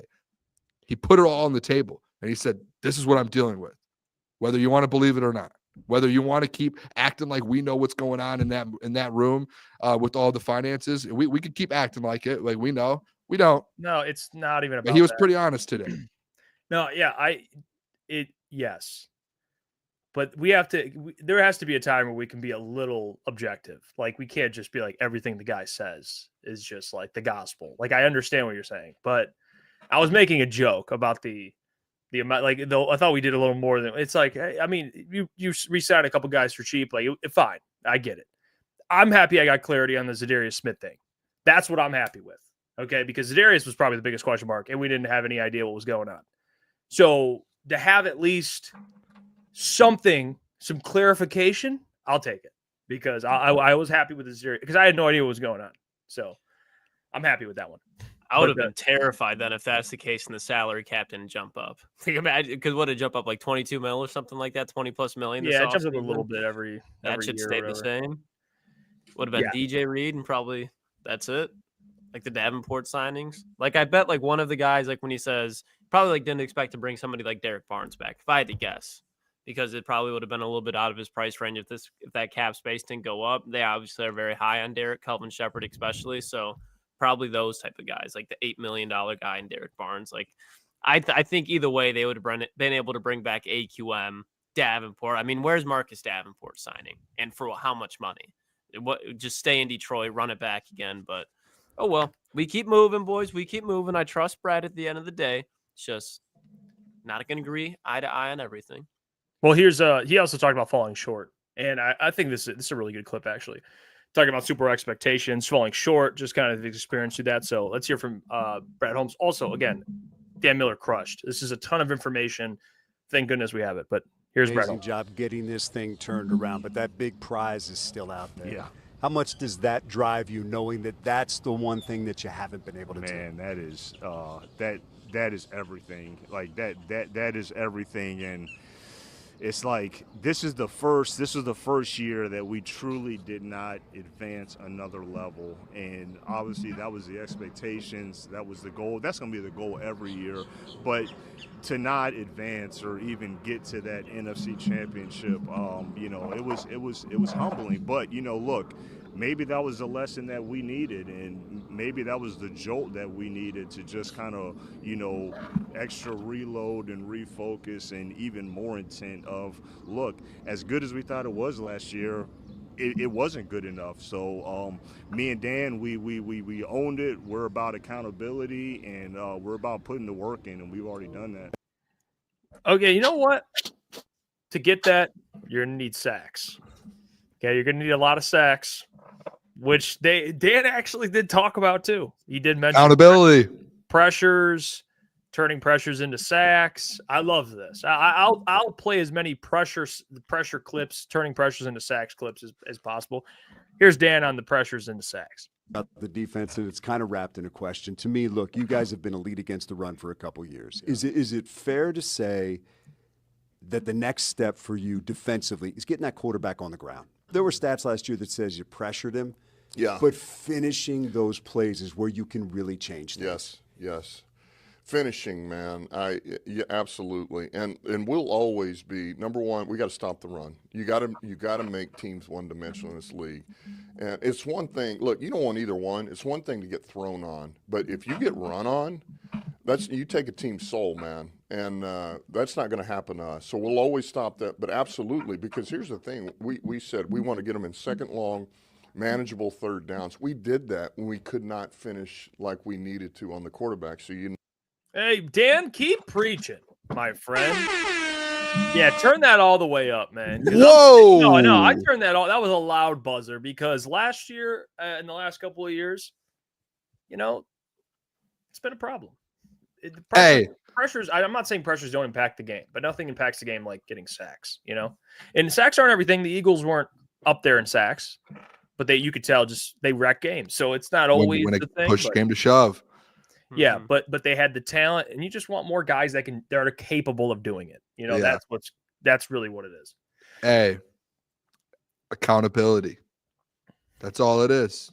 Brad said it. We're both accountable, right? Klotz? Boom. I know. Hey, you're holding them accountable. I know. They know. They're accountable. They say we lost in the divisional round. We know it. We need. Hey, Jeff. We need to get some. We need to figure out this edge room. We know. They know. You say we know? This guy's working for him. I mean, I'm talking about us three. I'm talking about us PR. three. I'm talking about us three. I meant us three. We know. Like, we know they need to get to the quarterback. We know that with the edge. I might work for them. I might get cash a paycheck for them. Why do you think I chuck Kool-Aid every week? No, I mean, this season especially, because we talked about the quarterbacks that they got to go up against, but bringing the quarterbacks to the ground, I mean, look at when they did play those mobile quarterbacks. Josh Allen, expose him after when he got out of the pocket. Jaden Daniels didn't really kill him outside the pocket. He had time for most of the part, which is even worse, and then he'd be able to run too. Then even Baker Mayfield was getting loose out there. He's trucking over a linebacker, and I believe that's the game there. Either Anzo or Jack, one of them got hurt. Kyler Murray, etc. We've seen Geno Smith come into Detroit and light him up. And that's because they've been able to get to him. But again, you're in the NFL. These are the best 32 quarterbacks on earth. They're going to find a way to make plays, especially when you got Patrick Mahomes, Lamar Jackson, Joe Burrow, Jaden Daniels, Matthew Stafford, and Jalen Hurts all next year. You got to find a way to bring those guys to the ground, because not saying, oh, you can't win a Super Bowl. But again, I think we all collectively agree it'd be nice if the Detroit Lions win as many games as possible next year. One, you want to be high in the seeding. You don't have to be the number one seed because, like I said, Los Angeles Rams are going to be the one seed in the NFC next year. But I do think it would be vital to get that 2 seed. So when you have the schedule that you're going up against, the offenses that you're going up against, the quarterbacks, where you're playing them at, yeah, no more of this, oh, well, we got there, second play made. Here's a wide receiver that's wide open down the field now, even though we've been in the same spot for the last 3 years. Have Terrion Arnold, DJ Reed out there, cool. They can't cover a wide receiver, especially the ones in the NFC North, for 6-7 seconds. That's just not going to happen. So that is the next step. That is what the Lions need to do to win a Super Bowl. If they can be top 10 in sacks in the NFL, don't have to be top 5, don't have to be top 1. If they can be top 10 in sacks consistently, especially against elite quarterbacks, they will win the Super Bowl. There's no other weakness to this team. When you look at this team, they're looking at on paper, there's not that many weaknesses. Like when you look at it, you're like, okay, this defense is really fucking good, except for one thing. And it's not even like they're terrible at it, but they need to become elite at it, because we see that's the thing that's biting them in their ass. You can go have Carlton Davis. You can have an all-pro safety in Kirby Joseph, a Pro Bowl safety in Brian Branch, a solid corner in Terrion Arnold and Carlton Davis. It still won't be enough if you can't bring the quarterback down. So that's the step for them winning Super Bowl. You can do that, they'll win the Super Bowl. Yeah, I mean, if Weezy, let's just break this up, because that's my guy. That's my guy, Weezy. Fellow Pistons fan. What happened there? But we never agree on the Lions. Makes for good conversation. But this comment is ridiculous. Like, Broncos, 67 sacks, first round exit. So you're saying their defense is why they lost? Their defense is why they got there, to be honest. That's a Super Bowl defense. Like, they just didn't. They had a rookie quarterback. They had no weapons. They didn't have a run game. Like, they had things they had to figure out. But like, let's not do this, guys. Come on, Weezy. To be fair, can I be the Lions had 67 sacks last season and they were healthy, they would have went all the way and won. They would have won 7. Let's not act like it doesn't. Go ahead. No, what's that one term? Like, I'll be the opposite side. What is that? Like the devil's advocate? I'll be the devil's advocate here. You don't have to be. To be fair, if you don't want to. Lions had no. Okay. Hear me out, because I think you're going to be okay, Booner. You have a point, Booner. To be fair, Lions had 37 sacks last year in the regular season. Eagles had 41. Eagles were 15th in the NFL in sacks, and they end up winning basically the Super Bowl off their pass rush.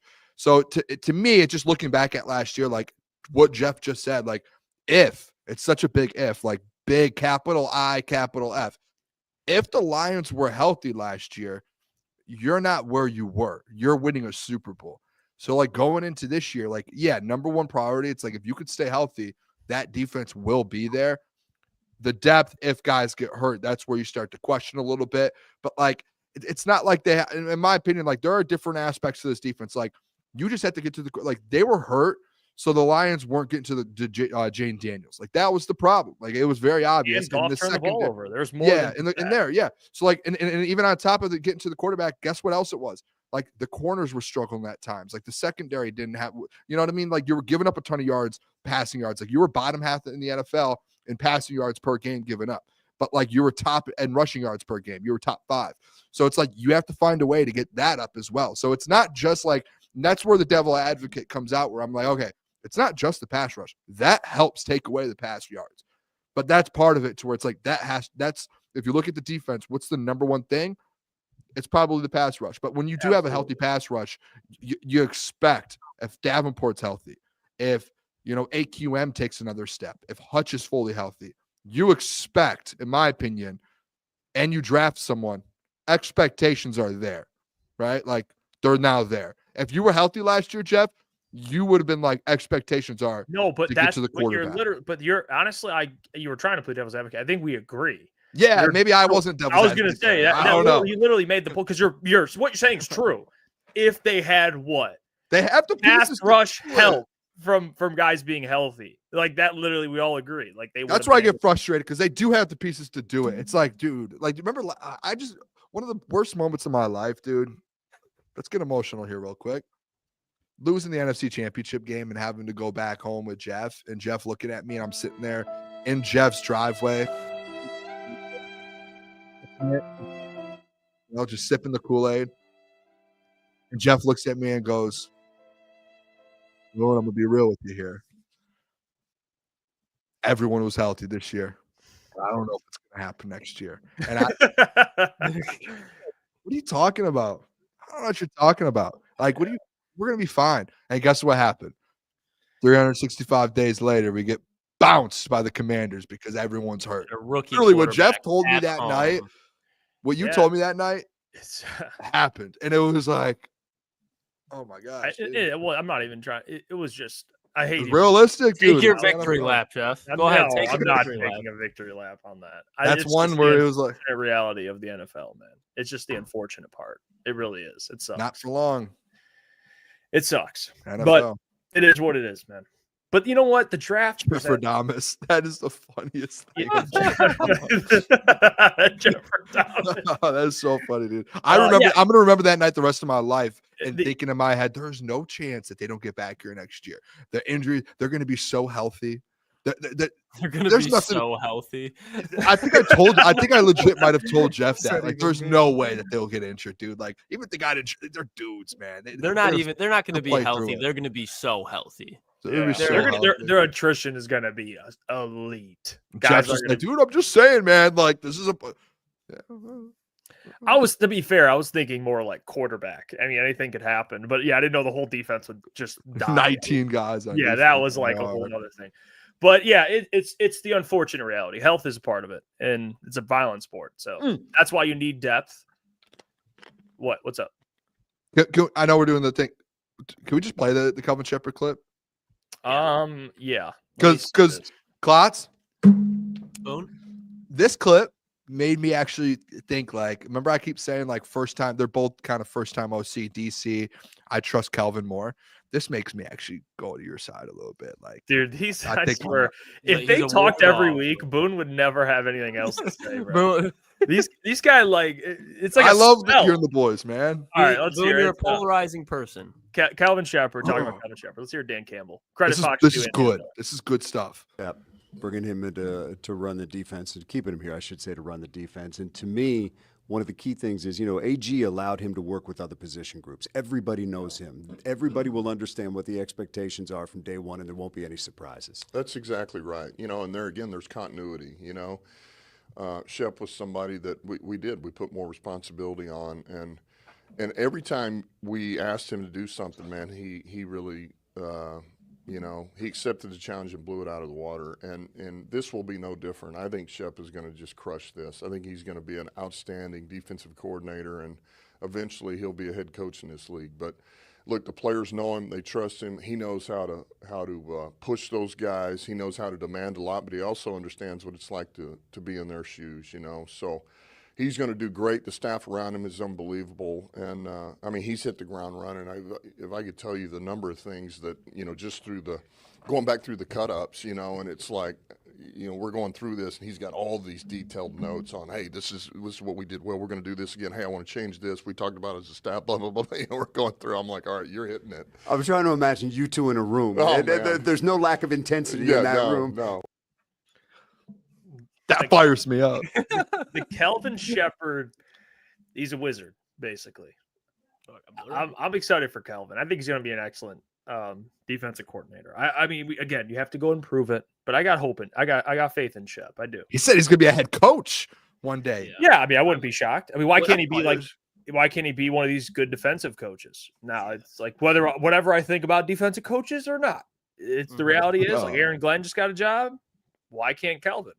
Yeah, when I look at Kelvin Sheppard, I see, again, I don't think, not even a question. Kelvin wasn't the player that DeMeco Ryans was, because DeMeco Ryans was a Pro Bowl linebacker for the Texans. But when I look at DeMeco Ryans, his path to becoming an NFL head coach, it's not exactly copy and clone what Kelvin Sheppard has done. When you just see how they command a team, how they coach their defenses, I think it's very, very similar. And I think that Kelvin Sheppard, being how old he is, he's late 30s. I don't think he's going to come in and be Kelvin Sheppard right away as far as like where he is at his peak. He's going to struggle a little bit. Might just be against elite guys, but I think he's going to do a fucking good job with this defense year one. Year two takes a step. But just the fact that AG, former player, definitely helps. But Kelvin Sheppard, also a former player in a different era. It's not to the 2010s or 2020s, but he was some 2010s. But again, I talked about it before. Like, he was playing in the AFC East. Had a game plan against Tom Brady. He was with the Colts. Guess who's with the quarterbacks with the Colts? He had either Peyton or Andrew Luck. So he's going up in practice against very, very good quarterbacks, and that's an intelligent player. So he's going to bring that same type of philosophy to more talented players in Jack Campbell, Alex Anzalone, and the rest of this defense compared to himself. And those are truly the best type of coaches. Like Kevin O'Connell was not shit as far as a career as an NFL quarterback, where you can see what he does in an NFL offensive mind as far as an offensive coordinator, a passing game coordinator, and then a head coach. Not saying he's going to be Kevin O'Connell, the defensive side of the ball, but Kelvin Sheppard has everything you could possibly want in a defensive coordinator, and then to be a head coach in the NFL one day. It's not going to be in 2 years, but if AG, given the staff that he had, not the staff, the roster that he had in Detroit, is able to get a head coaching job, and the Detroit Lions are in this point now when Kelvin Sheppard's taking over this defense, Aiden Hutchinson in his prime, Jack Campbell hopefully taking that step next year, which who do you think they're going to look at when they see Jack Campbell take that step? Directly to Kelvin Sheppard. Brian Branch, Kirby Joseph, all these guys are going to be in their prime, and Kelvin Sheppard's going to be a young DC when the NFL is probably going to change again here. If it's not already, we already kind of saw this year. Everybody's talking about running backs are more important. Get after the quarterback. A couple years ago, it was all about the passing game. But I think you see DeMeco Ryans and the Houston Texans, they're going to get a little bit better. You're going to see Seattle with Mike McDonald. They're going to start to get a little bit better. Once people kind of even out the playing fields, where defensive coordinators, they don't have the advantage over OCs, but again, or offensive-minded head coaches. But defensive coaches can still win games. I mean, Bill Belichick, arguably one of the greatest coaches of all time, probably the greatest coach of all time if it's not Andy Reid. He's a defensive mind. So defensive coaches can still win the NFL. And when you're accountable and aware like Kelvin Sheppard is, there's no reason you can't have success. Well, let's get Kelvin Sheppard some help through the draft. All right. Let's get Kelvin. Hey, I got him some help tonight, Jeff. You did? All right. Well, I got him a lot of help tonight. It's mock draft Monday, so you know what that means. Let's go. We got new updated mocks. We're on 6.0. So we're 6 mocks into this thing, and the people have been supporting it. By the way, I think we're like 80 something away from 13,000. So we're approaching 13K, boys. It's crazy how big of it. It's been a journey for sure. So tell a friend, subscribe. You know, if you're watching for the first time, appreciate you. Tell a friend. Like the stream. Like the stream. Yeah, push out in the algorithm. Yeah, tell 2 people. All right, let's get to it. I'll go first. I will break down mine. Okay. Did you beat the one last week? You said last week your favorite one. I don't know. So far. I don't know. Being honest, I don't know. That one was good. You have you just can't miss sometimes. That was it. This one is special. Let's get to it. All right, here's my 2025 NFL draft for the Lions 6.0. Let me talk to you for a second. Boys, I'm going to need you to get the hell off my screen. All right. Let me walk you through this. All right. I didn't do any trades in this one. I've been mixing it up. Last week I traded back. Some weeks I trade up in the chat. A lot of bright draft minds in the chat. They've been, flooding information into my head. I've been taking guys into consideration, looking at some things. Here's what I came up with. Okay. No trades. 28. I went with a personal favorite of mine. And I told the chat today, you're going to see similar faces sometimes because I really like them. Although you might say, well, Jeff, and I had some people, and I get it. I understand it. Jeff, James Pierce is unrealistic. Shut your face. It's not going to happen. Let me tell you this. I get it. He's a great player. He's going to be a great player. And if he's there at 28, I'm pulling the trigger. All right, 60. I got my guy. Another one, familiar face, Jared Wilson. He could play right guard for you. He's your future center. Boone, you made the point earlier about replacing some starters with some younger players, preparing for the future. I have one. It's Jared Wilson, Georgia center. You check the tape on this man? SEC, first year starting. He excelled. He was really good. He played well in big games. And, he's someone that I think is going to translate to the NFL. Very athletic. He moves really well for his size. Does a lot of great things, both in pass blocking and run blocking. So I like Jared Wilson. He's probably going to be, a second round pick anyway. So you take him at 60. All right, 102. New name. Remember it. Savion Jones. Shout out Malik. That's my guy. Savion. He loves Savion Jones. So if he likes him, I like him. Savion Jones. Watch some tape on him. Defensive end for LSU. He fits everything. 6'6", 280. Pass rush machine. The numbers, I think he had 4.5 sacks this year, 3.5 last year, 2.5 last year, 4.5 the year prior. Isn't the most productive guy, but he wins one-on-ones. He wins them, and I love his size, his speed. He checked a lot of boxes. I think when you look at Raz, I think he'll be I have to check his Raz, but based on the measurables and what he ran, all this stuff, he's got a pretty high Raz. So I like Savion Jones, the length, the size. He's got long arms. Utilizes them well. So I like Savion a lot out of LSU. At 130, similar face, Johnny Cornelius. The right tackle / right guard from Oregon. That's your right guard. Jared Wilson, your future center. There you go. I like Johnny Cornelius. I like his upside. I really do. And Oregon offensive lineman, you guys know how this works, but especially if they're good. And Johnny Cornelius is good. So remember the name. All right, 196, new name, fellas. Remember it. Dante Thornton Jr., wide receiver from Tennessee, 6'5". 6'5". Ran a what? 4.3 flat at 6'5". Guess, and this is the crazy thing about Dante Thornton, and this is what I want you guys to understand. It's very hard. When you hear it, you're like, what? He averaged 25 yards a catch. Okay, 25 yards a catch. He had 661 receiving yards. You know how many catches he had? 661. He had 26 catches. 26 catches for 661 yards. Big playmaker, big body. This is a Tim Patrick replacement, but someone that I really like. I think he's an intriguing prospect. And talk about that dude run blocking. He's going to run. He's built like a tight end, but he plays like a wide receiver. So you know what? And he runs like a wide receiver. So I love Dante Thornton. Size, speed, everything. Ty Robinson at 228. You get your interior defensive lineman. John Kaminsky replacement from the big fella. Big fella, by the way. He's massive. Very versatile. Play him anywhere, but play him at that 3-tech spot early on. I think he'd be really good. He's not like doesn't have a ton of finesse, but a lot of power. And I like Ty Robinson. And then a personal favorite of mine, Smail Mondon. I've picked him already. I'm picking him again.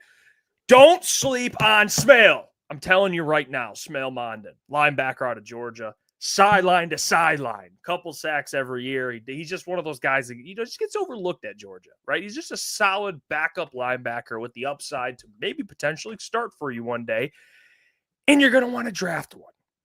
Okay, and he does look at the testing numbers, right? He at the speed, he's big, 6'3", checks all the measurables. And with that, boys, when you compile all these draft picks, you get Jeff Kuiper. That's what you get. So this is an excellent draft. Your boys' thoughts? Boom. Yeah, no, I think this is a good one. I wouldn't say maybe last week. I mean, you did quick last week, so that one's different. Yeah, you had a good one. I think this one, and this is where sometimes, depending on the week, this one's definitely one. You see Savion Jones. We really haven't seen anyone take Savion. Cornelius out of Oregon. No one's really gone after Cornelius. Dante Thornton. Haven't seen that. Ty Robinson, Booner guy, Small Munden, or Jeff guy. So, I think you got some new guys in there. I like the draft. If we left with this draft, I mean, I'm interested to see those middle guys. I need to go watch a little bit of film, see a couple draft profiles, read up on them a little bit. But even the other guys, I love Jared Wilson. I think that's a great pick. Get a center in there. Can Jared Wilson play? Can he move around a little bit or no? He can move. He can play guard. He can play some. Has he played? Did he play guard at Georgia at all? He played some snaps at right guard. But okay, I'm just kind of flexibility, especially going into this year, knowing that, hey, if you're taking a guy at 60 overall again, and we've had these convos, are you taking a center at 60 over, knowing that Frank's there this year over someone that can help you out this year? That would be more so in the future instead of a Jake Majors in the 5th or 6th round. You know what I mean? That's right. My thought process on a center in the first 2 rounds. But if he can move around, I'm in. I like it. I said it the other day. I think if James Pierce falls to the Lions at 28, outside of Mason Graham drops, the Lions won the draft. They just have to actually have the nuts Brad Holmes do. If James Pierce is sitting there to be like, okay, James Pierce, let's make the phone call. Let's make it happen. Or they can go on another way and think that James Pierce is not BPA, fit teams needs, whatever it wants, whatever the excuse is for not taking James Pierce. Not that I would agree with it, but I could see it happening. But if the Lions land James Pierce, shut the draft down. That's addressing BPA, team needs. And at the end of the day, Brad's going to hit once or twice throughout the rest of the draft, if not more. So I love that draft, Jeff. If James Pierce is sitting there, he wasn't sitting there for mine, but I would love James Pierce at 28. And then just keep going through Jared Wilson, great pick. I know you've been very high in, a Johnny Cornelius out of Oregon. Yeah. He's emerging as a Jeff Iafrate guy. So I like the consistency with it. Klotz, I need your thoughts on Dante Thornton. Yeah, that's the one I need to watch more. I've heard of him.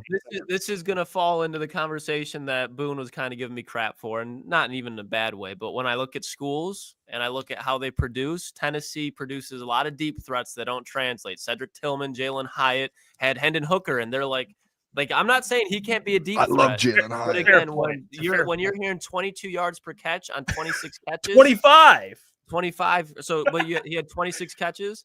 What does that tell you? Again, okay, he's making plays. I'm not taking away, but what is he struggling to do? Get open often. And in the NFL, you're not just running deep shots. To be able to run the deep shot, got to run a slant route, got to be able to hitch route. Not saying he can't, but on an NFL level, you're making. That's sense. why because we even talk about all the time, Tennessee's offensive scheme, it's original to Tennessee. There's no other offensive scheme like it. There's a lot of just weird route concepts, big shots down the field that really don't translate to the NFL. So I'm not saying he can't play, but there's just question marks with me when it comes to Tennessee wide receivers. Is there any question marks for Squirrel White? Squirrel White would fall into that same category. How dare you? All right. If I'm drafting a Tennessee wide receiver, Squirrel White, they got it. Come on now. I'm not saying the dude can't ball. I'm not saying these guys are scrubs, but when you look at the Lions receiver room, they already have a deep threat in Jameson Williams, and I don't think looking at Thornton or Squirrel White, I don't think that's the guy that you're like, hey, he's going to replace J-Mo. I think if you're replacing J-Mo, it better be with a wide receiver that can do it all. And it just, I don't think Tennessee wide receivers usually translate to be able to do that. I think Squirrel White, did he transfer? No, what's going on with Squirrel White, Jeff? Squirrel White's with Florida State. He left Nico. That's messed up. All right, let's get to Klotzy's and then we get to Boone's. Come on, boys. Klotzy? Boone, I feel like my mock falls in very aligned to what we just kind of had a conversation about, where you're getting this team cheaper, okay? I sat there at 28. All the edge rushers were gone. I was even pondering, you know what? If Shamar Stewart's there at 28, fuck it. Let's think about it. Haven't done it yet. He went to the Ravens. So I'm sitting there, and now I'm in the Nick Scorton territory, boys. I'm in the Nick Scorton territory. So I said, you know what I'm going to do? I'm going to add value. Looked at the trade request. Buffalo Bills, 2 pick back. Said, all right, give me 30 and 56. I'll give you 28 and a third rounder next year. So we fell 2 spots back, but we were able to move up in the second round to get another second-round pick. And I brought up Tyler Booker multiple times. I think if you look at the first 2 picks, I've talked about them plentiful. Tyler Booker, Ariante Ursi. If you were able to snag those 2 guys in the first 2 picks, yes, it's not a defensive end, but look at what you're doing for the future. I think Tyler Booker in the late first round or early second round is a steal. I think he's going to translate very well. And now that's that Graham Glasgow replacement. You're going to get cheaper. Ariante Ursi, I've been talking about him frequently as of late as one of my favorite players in the draft. That $20 million Taylor Decker contract, bye. Kiss it goodbye, because Ariante Ursi is going to be a very good tackle in the NFL. You are able to cut so much money out of the future finances if you take these 2 guys in the first round, and they can start day 1, but they're not going to be in a position where they have to. But these are 2 guys that are going to be playing now, hopefully, and then in the future, guaranteed. And then at 60 overall, you still get Jordan Burch, another one of my favorite players in this draft, where he just can do it all. The problem is he played in South Carolina in the SEC, didn't really put on a show there, but in his final year goes to Oregon, probably their best defensive player that they had, and he's an athletic specimen. He's going to be a power rusher, had 8.5 sacks, was able to get to Will Howard against Ohio State. So this guy, again, it's just he hasn't put it all together for multiple seasons, but at 60 with Jordan Burch, you're getting a steal. You're getting a guy that once he truly translates, you can leave on the field for 3 downs. He can stop the run, he can stop the quarterback, and he gets his hands up and swats passes down. So those first 3 pick boys, I absolutely love them, especially the value that you're getting. And that allows you to take a little bit of a risk.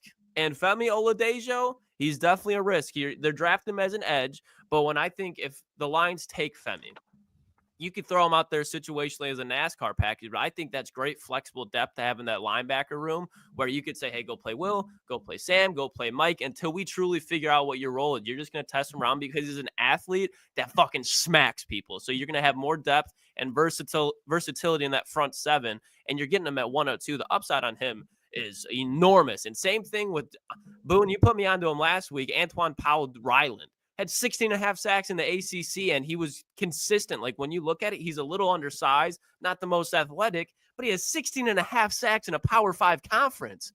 At 130 in the 3rd, 4th round, give me that every time. That's perfect depth in case, let's say, Jordan Burch doesn't pan out. You have a guy that you're able to go back to at 130 in the 3rd round, which isn't a terrible range to find somebody, and you add depth to that defensive line. High productive guy. Then behind that, you go back to the interior, Boone. We get your guy again, and we got Powell-Ryland in the last pick.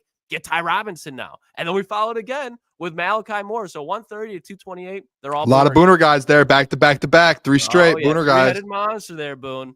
And my favorite pick of this got a good draft, roster. fellas, my favorite pick of this draft, and I promise you it'd be Kelvin Sheppard. Sean Dolak, the linebacker out of Buffalo. I'm going to read you this man's stat line. And I want you to, I truly question. I understand he's in the MAC. He's projected to go undrafted, if not a 7th round guy. Okay, you ready? Listen to this, boys. In 2024, All-American, NCAA All-American, 168 tackles, 6 sacks, 5 interceptions, 1 touchdown. Got hurt last year. The year before, 148 tackles, 3 forced fumbles, 5 sacks. And you're telling me that he just shouldn't be drafted because he's playing in the MAC. Last time I checked, that dog Robert Spillane went to Western Michigan. That dog Quinyon Mitchell went to Toledo. Max Crosby, Eastern Michigan. Every year there's a couple guys that come out of the MAC. Doesn't have to be a perennial Pro Bowler. But when you look at Sean Dolak and you watch his film, boys, you can't tell me that Kelvin Sheppard doesn't look at him the same way that he would look at Malcolm Rodriguez. He had his pro day recently. Buffalo did.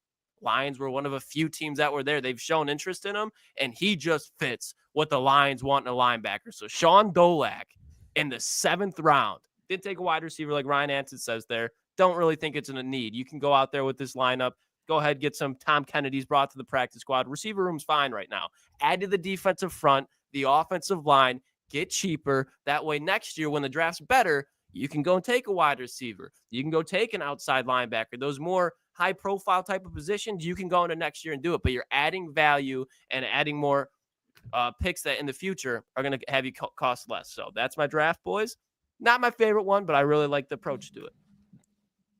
At first, when you said Sean Dolak, yep, I pulled a shift guard. I said, who? And then I looked him up and I said 19 tackles, 1 interception, 1 touchdown, and 1 sack against Northern Illinois, which I get it's Northern Illinois. 6 sacks. He's just a little small, but like athletically, he ran a 4.6. Sean Dolak. I'm gonna watch. Didn't get invited to the combine. Don't know how. It's crazy. What school is that? Buffalo. What a weird. That logo really threw me off. At least Khalil from here. Mack U. That's Khalil Mack U is so funny, dude. Yeah, if you're getting 168 tackles, like he was second in the country, I don't care if you're playing in the MAC. Like for a 7th round pick, I'm taking the flyer. At the least, you're gonna kill a kick returner once in a while. Yeah, on the kickoff unit. Go let him take a head off. These guys at the bottom, those are really just not flyers, but those are guys. No, it kind of. What are the ceiling? Like I think it's like maybe low floor, very high ceiling, and you kind of like, let's see what we can get here. Yeah, no, I agree with that. Late in the draft, you're like, this guy probably has a low ceiling, but maybe they pop. One of these guys pop for like my last pick in my draft today. It's like the guy has massive ceiling, and it's like if it hits, I mean, you're like, you got this guy here. How did this happen? Klotz, I like it because you're getting your guys in it. You know, as people notice, like closer to the draft, you're going to start seeing similar faces. Guys that Jordan Birch, you got Irsay in there. You had Book already once before. You know, like Femi, we're starting to see more in these. You know, I will say, I just don't like the back-to-back offensive lineman 30, 56. Boone, I was like, who do I take here? Because I agree with you, but it's like, okay, Kyle Kennard could be at 56, but I'm 4 picks later, I can get a defensive end. To that conversation we're just having, Taylor Decker next year, going to be a lot of money. Do you want to find his replacement? No, I'm with you on like the replacements, but like I just don't see a world like we sit up here and preach all day long. Like every show we've done for the last 4 months since we've lost in the divisional round has been like defense. Except if you get an offensive lineman, Boone, what do we say? He can play right away. Well, the other thing is I gotta see who you got at edge. You know, you got again, I agree, but like I just this is where I go with the Klotzy. Like, and you had this problem last week. That's why I'm shocked you did it in your draft because you said it to Jeff.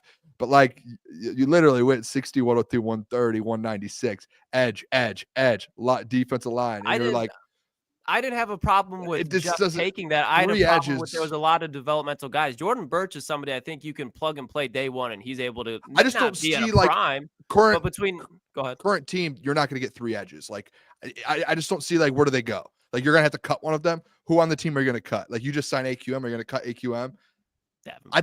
I think 2 max in this draft. Oh, this guy. But I'm saying no, they just resigned. That's why I think 2 max because I've had like I literally sat and I might have 3 edges today. I don't remember. No, I don't actually. But I think I sat there a couple times, Klotz, and I'm like, oh, I really want to take like Paul Ryland. Like he's sitting there again for me, and I'm like, I want to take him so bad, but I'm like, I already have 2 edges. Like it just it's not realistic. When I look at especially Oladejo, I look at him as like an outside linebacker. I think of him as you're going to try to put him in a Will or a Sam spot compared to a defensive end. I think when you look at Birch and Powell Ryland, those guys are defensive ends. Yeah, I get it. I just think it's still like a little like. Well, Boone, let me see. It's not the most realistic, but I just, like you said, I took 2 offensive linemen to start the draft off. Yeah, everything. It was a weird draft. That might have been the weirdest draft of the offseason, if I'm being honest, based off of positions. Fine. But I like the guys. Well, Boone, let's see what you did here, Boone. Okay. Did a little something different. I hope the boys like it. Talk to me, Boone. Here we go. You did not just say I had the weirdest draft. What did I do here? I did this draft after I heard Brad Holmes talk today. That's what I did, boys. I heard Brad Holmes go, hey, by the way, I don't have to take whatever I can go BPA now. I can, like Brad Holmes, it came out of his mouth today, did it not? Streams Only said barf. Hey, Streams Only, buddy, listen to Brad Holmes. Open your ears. I can get you some Q-tips and you can clean them out. Brad Holmes said today he can now go BPA. He told the world, welcome to my world, boys. Number 28th overall. I went BPA. I pressed the start button on the draft. I let it fall into place. Guess who fell all the way to 28th in my draft?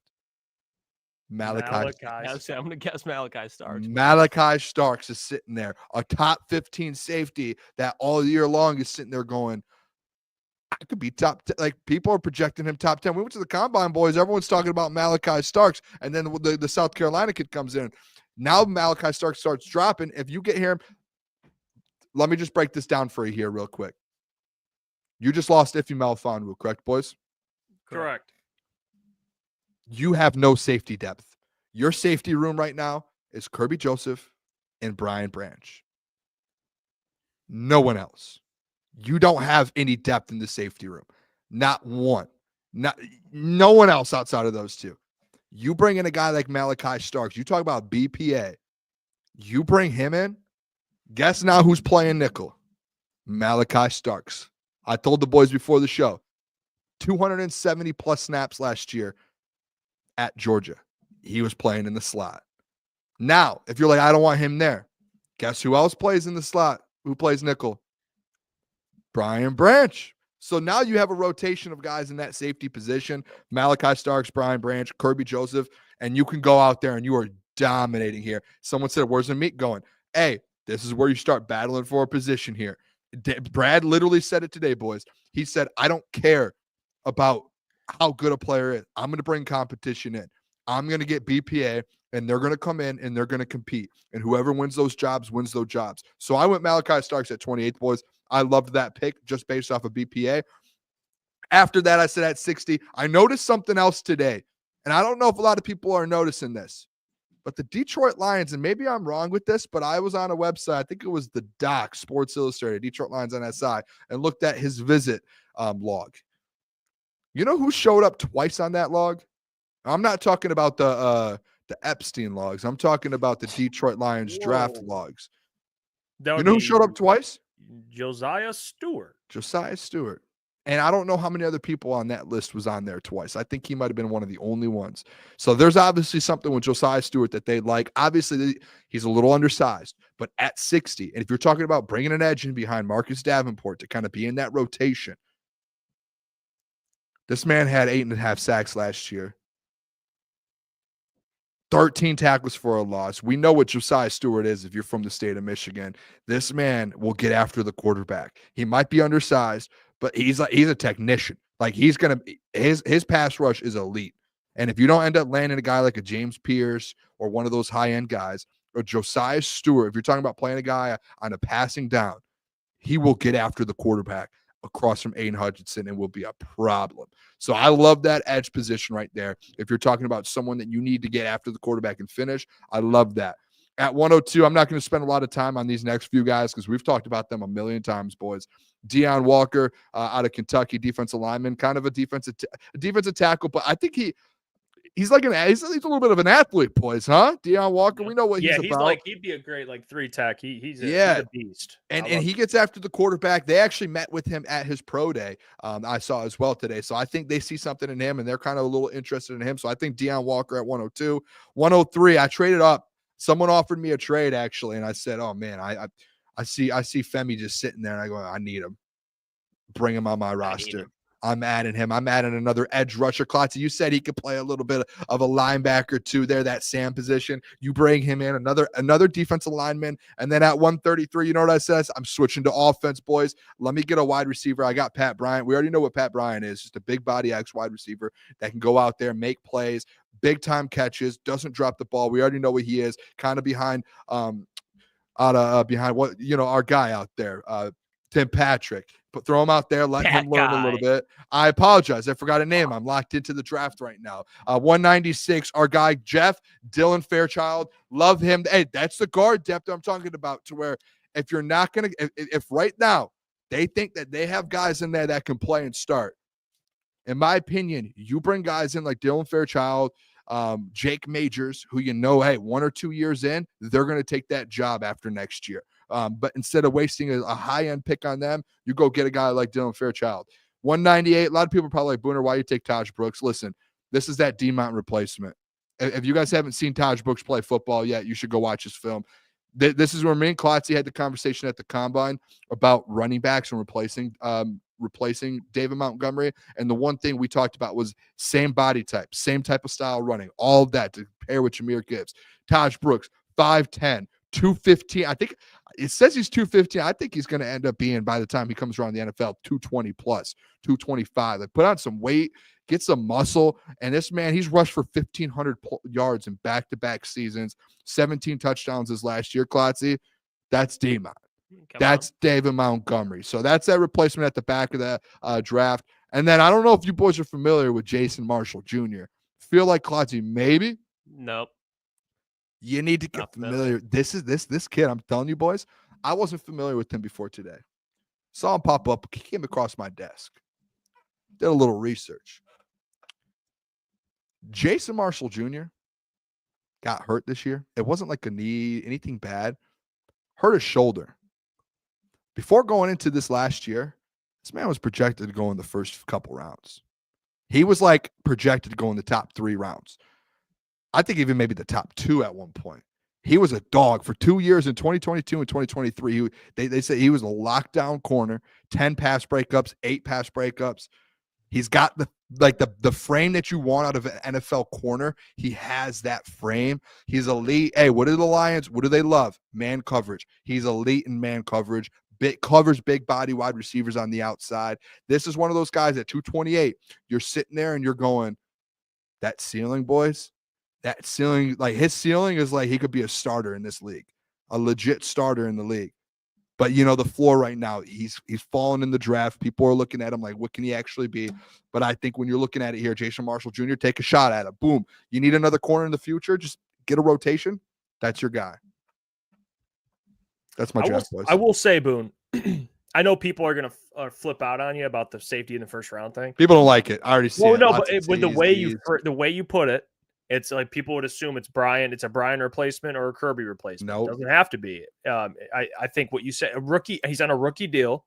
He's playing at nickel, or if you have Brian at nickel, he's deep safety. You're strengthening your secondary, and you got Josiah, Dion, Femi. I think that's what I was talking about earlier. Is like, you got to show me who else you got. Yeah. And I actually like the names you got, man. So if this happened, I would have to see I got to see the second round. I got to see how he works, because I'm not going to be I know I'm giving it away already. If it happens and we're on the draft show, I'm not going to be freaking out, jumping up and down. I got to see, and then I will give my opinion on that. But no, I think it's fine. I would, if this happened, I'd be like, yep, I'm in. Yeah. It would. I have 2 critiques, Boone.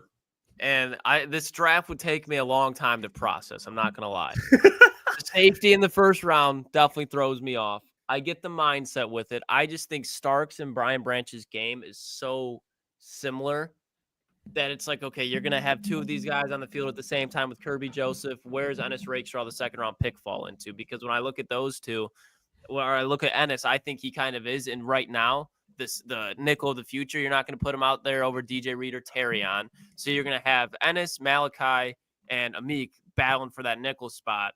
It's not a bad situation to have, but when I look at this defense and offensive line, that was my second thing. No offensive lineman in this draft. I don't like Dylan Fairchild. Dylan Fairchild late, but I just think there needs to be more offensive linemen scattered throughout here at least. I mean, I guess fair, the guy that took two offensive line in the first 2 rounds. You better stick with that for a little while here, Klotzy, because, hey, don't switch up on that now. I mean, I might not take him first 2 picks, but there'll probably be. I don't know. You're bound. Your pushback being like he's the same player as Brian Branch. Maybe you didn't like. I get the Ennis thing, but like Ennis hasn't really showed you anything, and Brad's made it clear. Like, I don't care if there's someone in that position. If there is a guy that's better, I'm taking him, and we're gonna improve. And it's like, who cares if he's the same player as Brian Branch? What was Brian Branch was great in the slot, right? Like in the nickel. He was elite, right? And now you can move Brian, and he was elite when he's a safety. So you can move him back, and you can move Malachi Starks into the nickel. Like, you're adding a third safety into this team where it's like you don't have one. Like, did you draft a safety? Did you draft a safety? No, because I think who's the third safety on this team? Avonte Maddox is going to be that safety this year. And did he confirm that? He literally brought it up. He's like, he's going to be slotted in a more safety play. He has versatility. When did he say that today? But we got Amik, we got Ennis. He said it today when he was talking to. It was either. Got to clip it and send it to me.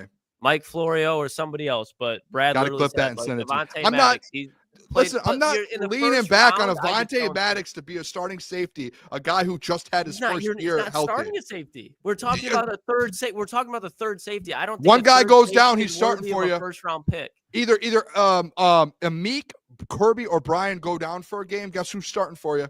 Avonte Malachi Maddox. Starks, and then guess when they come back, guess who's on your bench? He Malachi might. Starks. But you never know. He could. He And might like take Amik Come on Robertson, now. he's Come not on going to now. Maybe not Brian or Amik Kirby. If very Malachi solid. Starks falls that far, that's like you're getting. That's like the Brian Branch pick in the second round a couple years But ago. then You're it's just going, like how is you this wasted guy a here? second round pick on Ennis That Rakestraw. who cares? You move on. You waste picks all the time. You have you. Hey, based you on don't- what Brad said, Yeah, you don't BPA, just boom. pass on good players just because you picked a player a couple years ago. That's the dumbest thing I've ever heard in my life. Let's end the show That's now. when you Oh. have Done. team needs. When you, You have don't team just needs in the- pass on great players. He doesn't You don't- draft for needs. He never has. You don't okay, just he pass doesn't on draft for players 'cause needs. you He doesn't drafted draft them. for needs. You But know he what? drafts No. Aiden Hutchinson second Hey, overall. and Panay's, no. Jeff, how about this? We shouldn't draft a defensive lineman because a couple years ago he drafted Josh Pascal and Levi O in the second round. You have an all-pro. You End haven't. the Hold on. show. You have an End the all-pro show. safety. Let me get this right. You have Hey, an just all-pro because safety. he drafted You- two edge rushers or defensive linemen in the second round a couple years ago, we shouldn't draft edge this year. We just shouldn't. Okay, now let me ask you something, Booner. Did those two edge rushers I'm turn off the into clock. all-pro level safeties? No. And you're still staring. Has dead in the Ennis eye at- Rakestraw? Is Ennis Rakestraw? Ennis Rakestraw's not in a That's your position to argument. start either. Don't take No, Malachi but, like, Starks because of Ennis Rakestraw. when you're looking at who would start there, do you like Amik Robertson? Do you have confidence in Amik Robertson? Yes. We have two all-pro safeties. What is Malachi Starks? He's a fucking safety. And he's a period. Safety, period. You know how often in next year's draft you can find Billy Bowman in the third round? That's depth piece. This man drafted a Malachi guard and we Starks just will be drafted Christian starting in the Mahogany. NFL. Name me a team with three all-pro safeties just lingering around. It doesn't happen. You want to go to the Buddy. defensive line or offensive line. In the first You, round, BPA. If Sure. that player falls to you, you don't pass give on me him. Jaden Higgins in the first round then. That's like, not if that's BPA. what You see, you make up things Give me without actually Luther thinking. Burden if he's sitting there. You just make things up without actually thinking sometimes. Let's get on with the show here. I gotta go. I got things You places guys- to be. I'm off the clock. Thank God. Yeah, you're off the clock too, thank God. Yeah, you guys. Hey, Lucas and Boone going at it to end the show. 5 minutes over. Take a running back. Yeah, like Etienne. Amarion Hampton, 28th overall. By the Fuck way, I outta took here. Riley Green. By the way, I took Riley Green home run tonight. There's a rumor he hit a home run. I hope that. Boone, you've turned been out hot to with be the good. bet. I bet him to hit a home run. He hit a home run. How about He what were did. the odds? Plus 600. You got to send me these, Boone. It was just I saw something this morning about Riley Green. Good ballpark, the pitcher, and I went, oh Good man, ballpark. and then Chat. about while we were in the show, literally I was just sitting here on my phone while it might have been while you were doing your Chad, should he your- have sent me the mock text? draft. Be like, yo, place Riley Green. you were doing your mock draft. I feel I like said that's just- I did text Caleb it too. Oh, we're ending the show. But the thing That's is messed I was up. doing you were doing your mock draft, man. Can chat believe they're all witnessing? 156. I put a Just heard you parlay say on that. too. I did. I'll tell you So my parlay. Caleb gets it, but I didn't get the hey. You were Riley doing your mock draft. My parlay was That's messed up. Spencer Torkelson hit, he already had one. Riley Green has one. I need Zach McKinstry and Tigers plus 2.5. Plus 270. And I took Tigers Caleb money got it. line. So happy for you, Caleb. All right, we'll get out of here. He did just text me and said I took it. I can't believe this shit. I love you, buds. You know Let's what? get out of here. Malachi Starks is a terrible pick. No, you loved it. I'm kidding. I'm joking. We'll get out of here. Good draft, boys. That was fun. All right. We'll get out of here.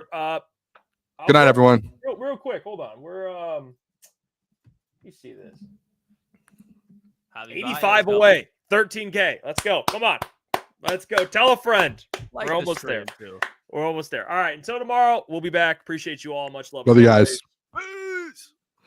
Don't forget, go Lions. Jordan won that poll too. Just saying. The goat back.